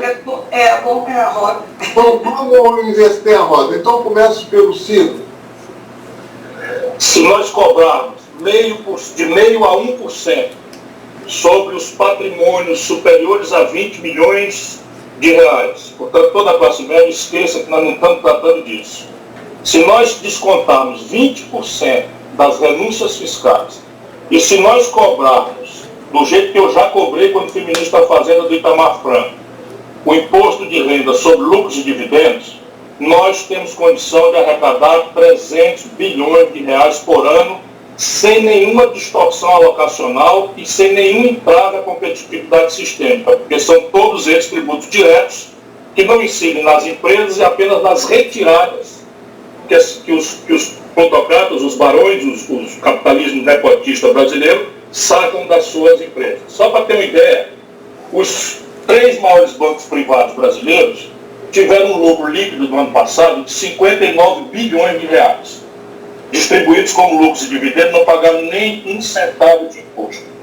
Enquanto o professor da universidade paga 27,5% e ainda é chamado de maconheiro e promotor da balbúrdia por esse governo, enfim, indizível, e eu tenho que agora me lembrar de novo que eu estou aqui no ambiente acadêmico e poupar os meus adjetivos. Mas a história vai dizer quem tinha razão. Agora, repare, nada sério, isso aqui me choca, nada sério se faz num lapso de um governo de 4 anos. Nada. Educação, não existe educação. 4 anos nós vamos começar e vamos terminar tal e tal etapa. Não existe isso. Ciência e tecnologia, 4 anos nós vamos começar e vamos terminar. Não existe isso. Infraestrutura, não existe nenhuma infraestrutura relevante que se faça. Um complexo industrial não se faz em 4 anos. E, evidentemente, nós queremos preservar a democracia e a alternância no poder. Como é que se resolve no mundo essas contradições? Era aquilo que os militares chamavam, até os militares estão sendo melhores ser citados, não esses de pijama que estão aí dizendo amém para loucuras, né? Mas aqueles que no passado tinham um projeto de país e amavam o Brasil, ainda que ao seu modo, pelo menos penso eu. Pois bem, objetivos nacionais permanentes, lembra, Pinguém, professor? Os objetivos nacionais permanentes. Está desligado o seu microfone. Eu fui capitão do Exército.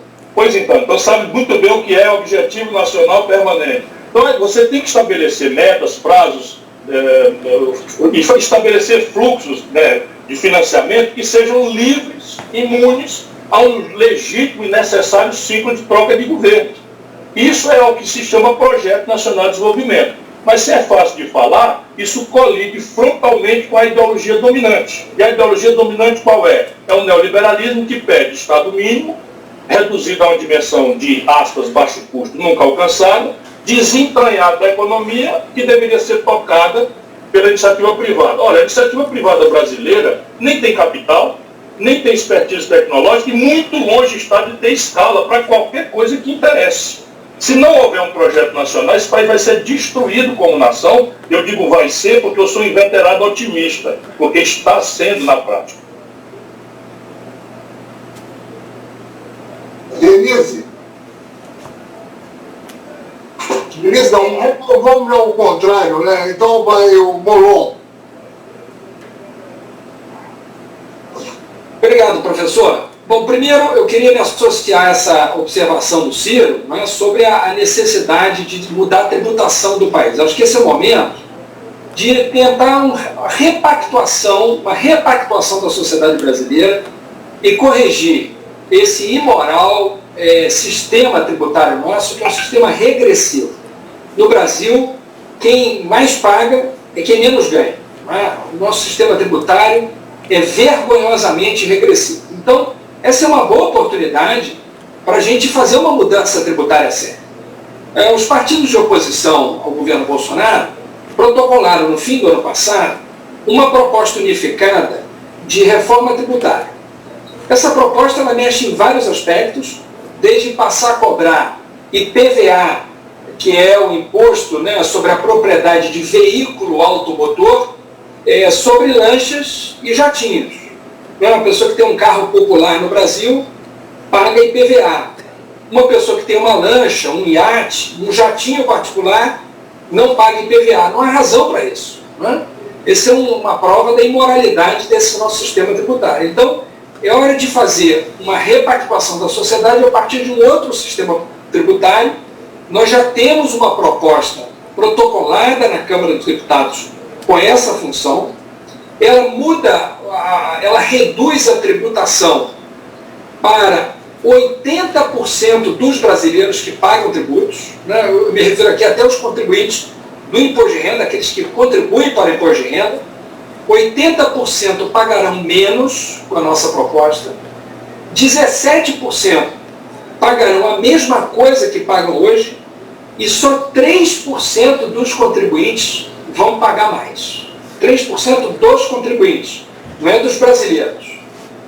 Vamos ver se o Congresso tem a coragem de votar isso, porque, veja, uma proposta que melhora para 80% e piora para 3%, ela tem que ser votada. Se o Congresso tiver compromisso com o povo brasileiro, e não com aqueles que pagam pouco, porque os super ricos no Brasil não pagam nada, nós vamos aprovar essa reforma. Agora, a verdade virá à tona. E essa é a hora de fazer esse debate, né? Sobretudo considerando essa observação que o Ciro fez sobre a necessidade de recursos. Então, quem tem muito tem que pagar muito. No mundo inteiro, assim, na Europa e nos Estados Unidos, em que essas pessoas vão constantemente e elogiam esses países, funciona assim. Mas é estranho que não queiram copiar isso. Querem copiar apenas a parte que lhes interessa. Mas não querem copiar, por exemplo, a progressividade do sistema tributário, seja para taxar mais heranças, como o Ciro citou muito bem aí, seja para ter outras faixas do imposto de renda. Não é possível que quem ganha mais do que 6 mil reais seja todo mundo considerado igual. Quer dizer, é claro que uma pessoa que ganha 50 mil reais por mês, ela tem que pagar mais percentualmente do que uma pessoa que ganha 8, que ganha 10. Isso não é razoável. Né? E a primeira proposta que surgiu quando estourou essa crise é: vamos reduzir o salário dos servidores públicos. Né? Como se todos os servidores públicos fossem privilegiados. Quer dizer, me parece algo, uma espécie de perseguição ao servidor público. Tá bem, querem taxar mais agentes políticos? Eu acho correto. Eu acho que num momento como esse, parlamentares pagarem mais, eu acho correto. Juízes, desembargadores, governadores, ministros, presidentes da República, tá bem. Agora, não é pelo fato de ser servidor público, é pelo tanto que se ganha. Não é? Porque senão, por essa lógica, você, um professor universitário, outro dia eu fiz esse debate com um colega, e dizendo: não, o servidor público tem que pagar. Eu digo: mas você que dá aula numa universidade privada, você acha que um professor da sua universidade que ganha 8 mil não tem que pagar nada, e alguém que dá aula numa universidade pública que ganha 8 mil tem, pelo fato de dar aula numa universidade pública? Será que esse é um critério razoável? Não me parece um critério justo. Então, a hora é de fazer uma outra pactuação em termos de sistema tributário. Taxar juros sobre capital próprio, taxar lucros e dividendos, como o Ciro na primeira parte da sua apresentação mencionou. Então, é hora de avançar nessa direção, e o imposto sobre grandes fortunas também, Pinguelli, eu também acho que é uma ótima medida, embora eu acho que é ainda mais eficaz São novas faixas do imposto de renda e taxação de lucros e dividendos do que propriamente o imposto sobre grandes fortunas, que eu acho que tem um aspecto simbólico importante, por isso sou favorável, mas eu acho que a capacidade de arrecadação de outros tributos é maior do que a desse especificamente. E para terminar, o Pinguelli falava de projeto, né? É um novo projeto nacional. Eu acho que isso é fundamental, quer dizer, o Ciro mencionou isso também, o Projeto Nacional de Desenvolvimento. O país tem que voltar a planejar, o país tem que debater que país quer ser, qual é o Brasil que a gente quer. Não é? Um país não se faz por acaso, de qualquer jeito. Um país tem que ter estratégia. Esse tem que ser um debate que apaixone a todos nós, que envolva todas as universidades, os centros de pensamento, todos os brasileiros e brasileiras. Que país a gente quer ser? Nós temos defendido muito essa aposta num plano de uma economia verde. Olha que coisa dramática. Alguns estudos mostram que a quantidade, é uma estimativa evidentemente, mas como disse há pouco o Ciro, uma estimativa com base científica.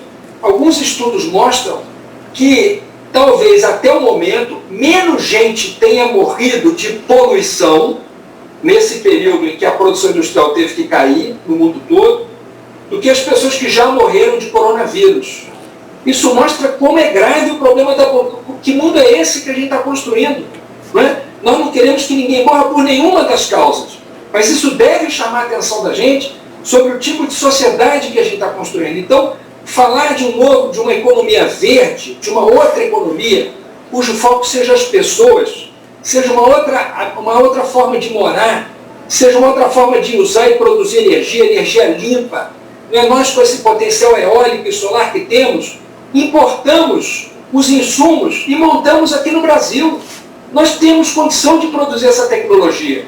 Isso devia ser uma linha de crédito do BNDES para a produção de tecnologia eólica e solar. Os filmes, agora nem mais são placas, antigamente eram placas solares, não é? Fotovoltaicas. Isso deveria ser produzido aqui no Brasil. Tem tecnologia para isso. Então é fundamental apostar nisso como eixo de desenvolvimento para o Brasil. Energia limpa, mobilidade limpa. Há poucos anos atrás, o Brasil expandiu a mobilidade apostando em quê? BRT. BRT é ônibus movido a diesel. Isso é uma coisa velha, ultrapassada, para não falar no estímulo à compra de carro. Isso não é saída para o Brasil.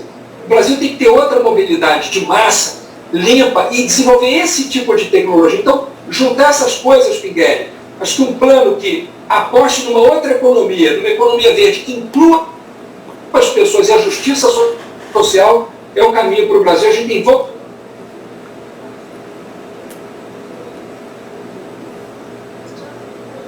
Obrigado, Molon. Denise? Eu não tenho dúvidas que o Brasil que a gente quer é um Brasil com menos desigualdade social, um país mais desenvolvido.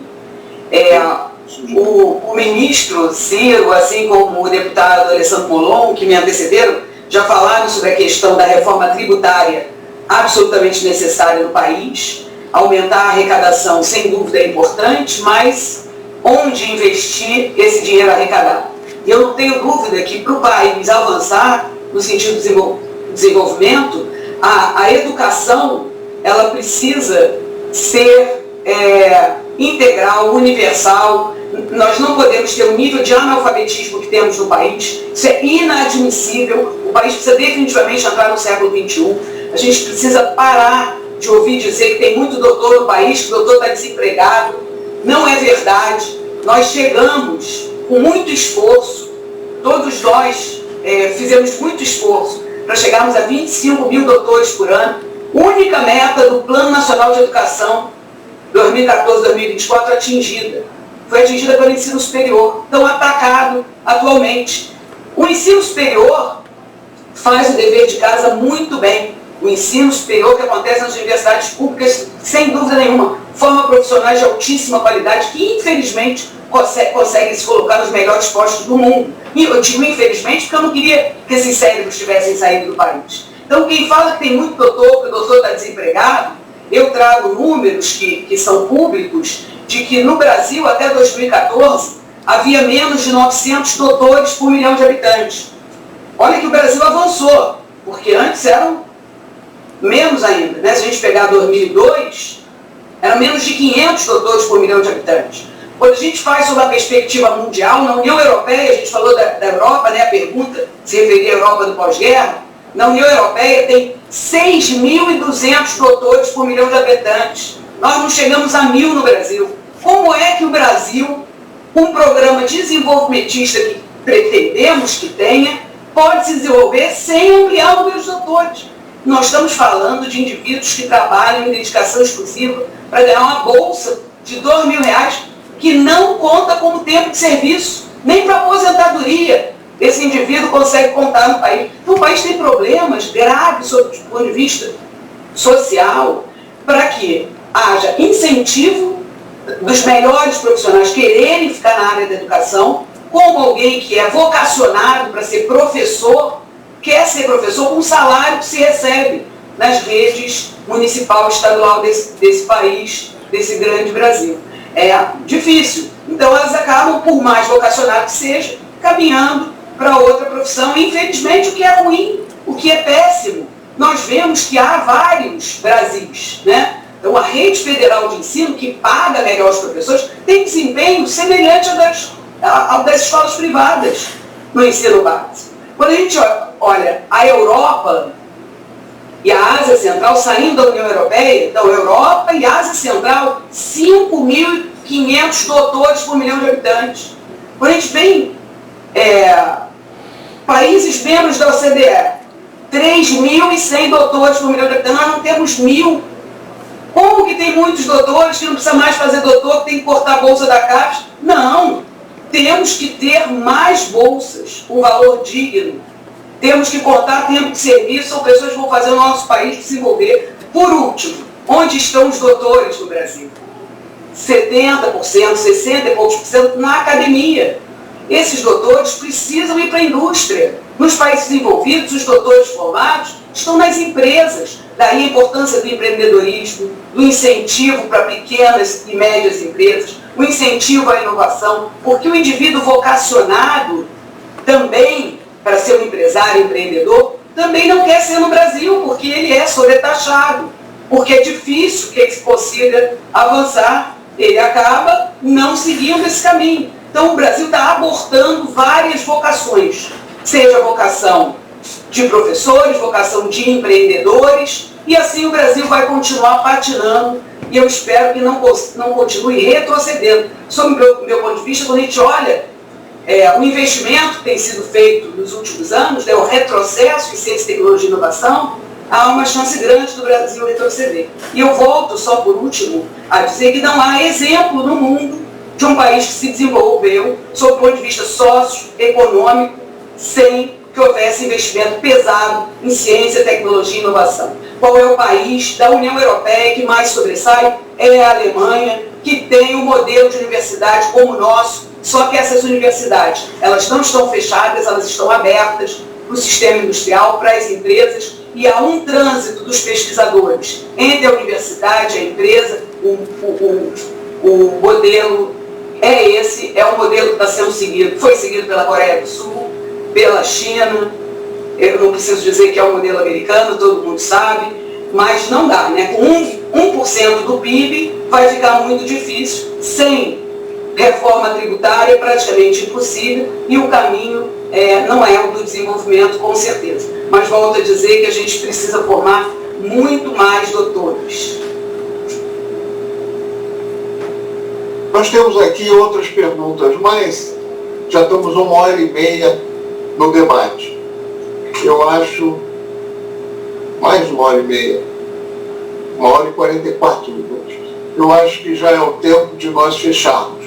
Eu vou pedir desculpa aos que enviaram perguntas que nós não conseguimos dar conta, e eu vou sugerir que vocês façam os comentários finais por um breve período cada um, como uma despedida do domingo de Páscoa. Denise. Mais uma vez eu quero agradecer a presença, foi uma grande honra. Sempre pensar o Brasil em um modelo de desenvolvimento, não custa, a gente podia ficar aqui a noite toda, né, Pinguelli? Talvez varando a noite discutindo aquilo que nós sonhamos, que é o Brasil do futuro, um Brasil que seja melhor, menos desigual, que será melhor para todos, que não é possível que continuemos seguindo, nós que gostamos da nação brasileira, vendo essa desigualdade social, o caminho de ampliar a desigualdade social, que devia ser o contrário, devia ser de diminuir a desigualdade social, devia ser de educação para todos, de saúde para todos, assim como o SUS pretende ser integral e universal, a educação precisa ser integral e universal, que as escolas privadas e as universidades privadas sejam uma opção, mas não uma necessidade, que o número de matrículas no sistema público se amplie e que o sistema público possa continuar o seu caminho que vem sendo trilhado há menos de 60 anos. Então, a Universidade Federal do Rio de Janeiro completa 100 anos, é a mais antiga, a maior federal, mas o nosso sistema de pós-graduação, que eu já citei antes, ele é muito mais jovem, ele tem menos de 60 anos, se inicia institucionalmente na época do parecer Sucupira, em 1965. A pós-graduação do Instituto de Biofísica forma o primeiro doutor da UFRJ em 1966. Então, o primeiro doutor da Universidade Federal do Rio de Janeiro se formou em 1966. Somos muito jovens, precisamos de muito fomento, de ajuda, trabalhamos de forma séria, continuaremos a trabalhar com seriedade, comprometimento no enfrentamento à pandemia. A importância desse século, que é o século XXI, é de nós sairmos das nossas respectivas áreas. A ciência, ela não tem país, a ciência é universal, os cientistas, esses sim têm nacionalidade, mas a ciência não, a ciência ela é internacional. E o Brasil se inseriu na ciência internacional nos últimos anos, nós não podemos perder esse momento no qual a ciência brasileira pode ajudar a diminuir a desigualdade social no Brasil. Não tenho dúvida nenhuma que é nas universidades públicas, que são centros de excelência em pesquisa e desenvolvimento, que está a chave para o desenvolvimento do país, se adequadamente financiados, se adequadamente valorizados também. Infelizmente, há um questionamento sobre o nosso papel, se os impostos que nos sustentam seriam ou não bem utilizados. Não há dúvidas de que cada centavo que é utilizado para manter as universidades públicas abertas retorna para a sociedade, não só pela formação de profissionais, mas pela geração de conhecimento, pela geração de empregos, se a nossa indústria voltar a funcionar, se as nossas empresas tiverem incentivo. Isso vai gerar emprego, vai fazer o Brasil, sem dúvida nenhuma, entrar num outro patamar, e eu sonho com esse Brasil, com esse futuro, que na próxima pandemia, porque ela virá, né, os aviões estão para lá e para cá, as florestas, Molon fala muito da questão do desenvolvimento sustentável, as nossas florestas estão sendo queimadas, há arboviroses que nós não conhecemos, que já foram identificadas por virologistas aqui na cidade do Rio de Janeiro, que já coexistem com a dengue. Vocês todos puderam observar o que aconteceu com a Zika e com a chikungunya, a resposta das universidades brasileiras ao estudo da Zika e da chikungunya, a resposta agora na pandemia do coronavírus, ou seja, as universidades são um orgulho para a nação brasileira e nós só queremos continuar trabalhando com essa seriedade que nos é característica. Obviamente que sem financiamento não é possível, porque a gente precisa pagar as nossas contas, temos conta de luz, conta de água, precisamos ter limpeza nos nossos hospitais e assim por diante. Nossos laboratórios precisam funcionar, mas eu sonho com um dia que a gente não precise parar de fazer testes, porque não temos os insumos, porque os insumos deviam estar sendo produzidos aqui do nosso lado, num parque tecnológico, num parque industrial, porque é esse o Brasil que eu quero, um Brasil que ajude o Brasil. Muito obrigada mais uma vez por esse momento, que foi muito importante. Agradeço a COP, agradeço o Pinguelli pela mediação, muito importante, vou acompanhar todos os outros encontros, já vi que os temas são muito interessantes E mesmo no confinamento, nós podemos discutir ideias para um Brasil melhor, mas eu quero deixar um último recado para quem está nos assistindo. Só tem uma solução para diminuir essa pandemia que causará muitas mortes no nosso país, como causou nos outros países do mundo. A única solução comprovada cientificamente é o distanciamento social, o isolamento social. Por favor, fiquem em casa. Aquelas pessoas que não puderem ficar em casa porque precisam ir à farmácia ou ao supermercado, que por favor saiam de máscara, levem álcool gel, não coloquem a mão no rosto. Ao chegar em casa, tomem banho, deixem os seus sapatos do lado de fora. O vírus está circulando muito e cada vez mais o vírus não vê idade, religião. O vírus, ele infecta seres humanos. E nós todos somos seres humanos, não importa o bairro onde moramos, alguns mais privilegiados porque podem ficar mais isolados nas suas respectivas casas, dentro de casa. Mas mesmo aqueles que têm casas com muitas pessoas dentro de casa, que fiquem mais tempo dentro de casa, apesar de todas as dificuldades. Usem máscara ao sair e não ponham a mão no rosto. O vírus é um vírus que mata e nós não temos como prever quem será a próxima vítima. Obrigado, Denise. Sua mensagem é muito oportuna, se contrapondo a uma posição que às vezes nós vemos no próprio presidente da República contra isso.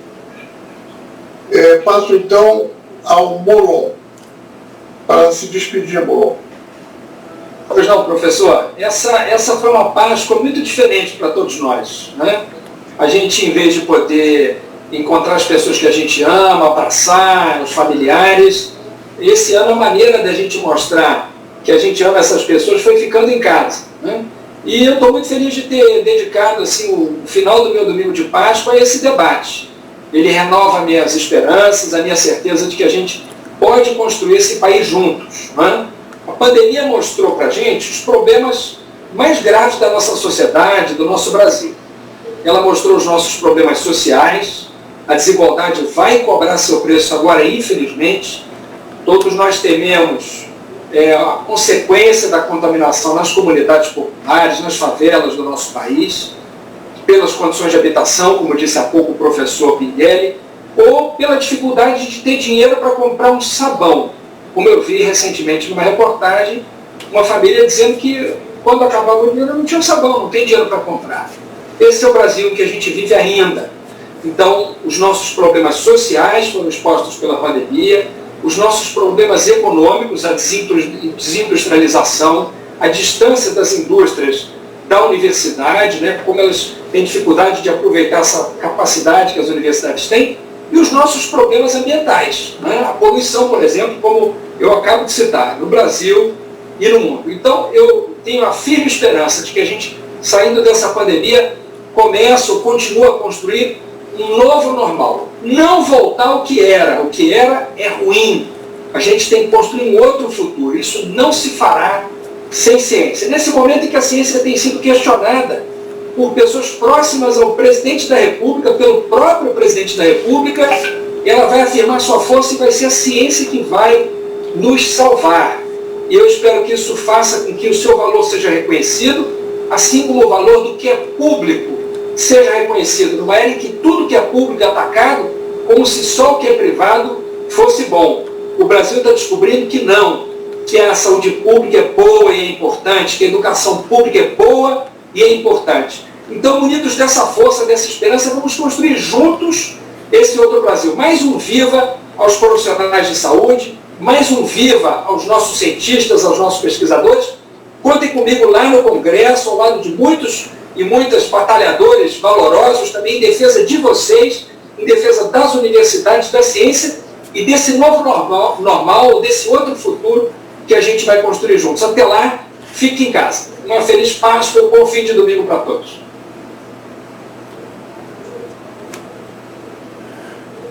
esperançosa. Muito obrigado, Molon, pela sua mensagem crítica e esperançosa.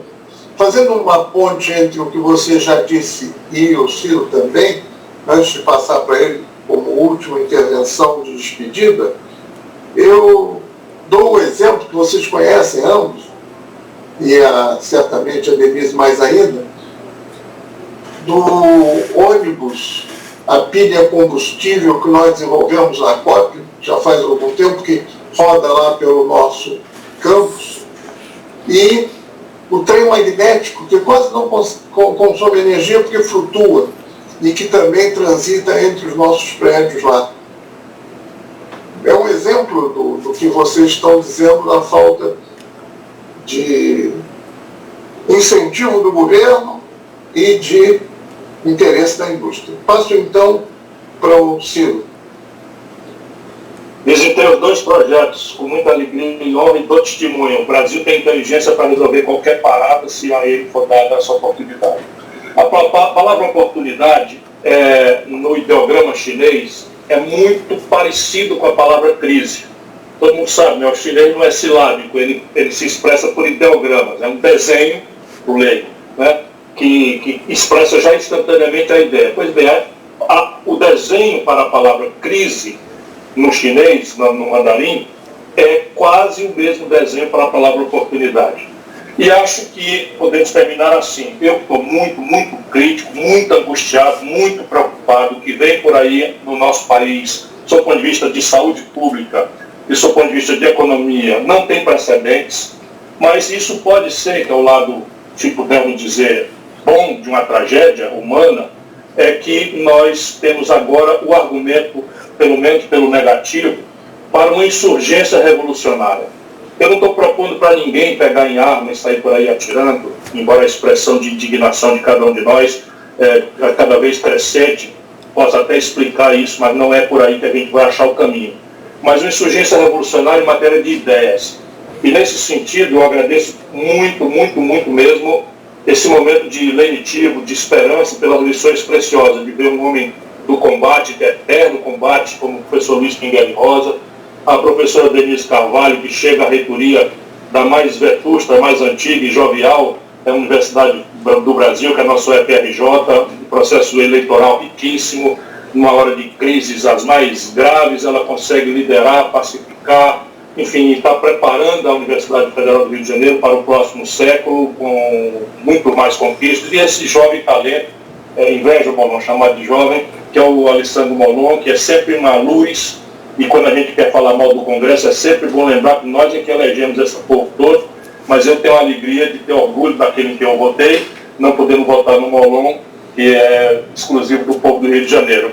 Foi uma lição preciosa. E eu termino como comecei, dizendo isso, que a oportunidade que nós temos, as evidências internacionais vão dar, mas a insurgência revolucionária, o experimentalismo institucional é um papel que só a ciência, a tecnologia, a cultura, né, um papel dos artistas, dos intelectuais, daqueles que fazem o esforço pela educação do nosso povo, ajudar nesses tempos obscurantistas. Lembrando que a peste negra talvez tenha sido a causa bastante, o tamanho da tragédia da peste negra, para trazer de volta a renascença, o iluminismo e o império da inteligência sobre a superstição. Talvez seja isso que nos espera, mas não vai cair do céu. Precisamos lutar, nos livrar dos comodismos, das paixões, das interdições, das amizades, para pensar, acima de tudo, que o nosso povo precisa de cada um de nós. Muito obrigado a vocês todos. Muito obrigado, Ciro. Eu agradeço profundamente os nossos convidados, Denise, Alessandro e Ciro,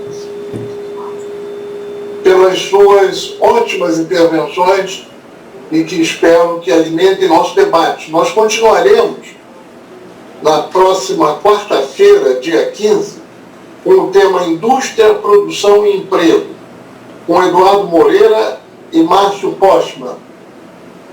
No domingo próximo, Saúde Pública, Cidades e Infraestrutura, com Lígia Bahia e Ricardo Henriques.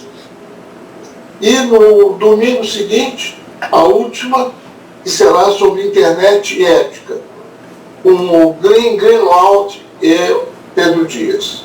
Então, só me resta agradecer muito vocês três e dar os parabéns pela enorme contribuição para todos que nos seguiram no Facebook e para nós aqui da COP também.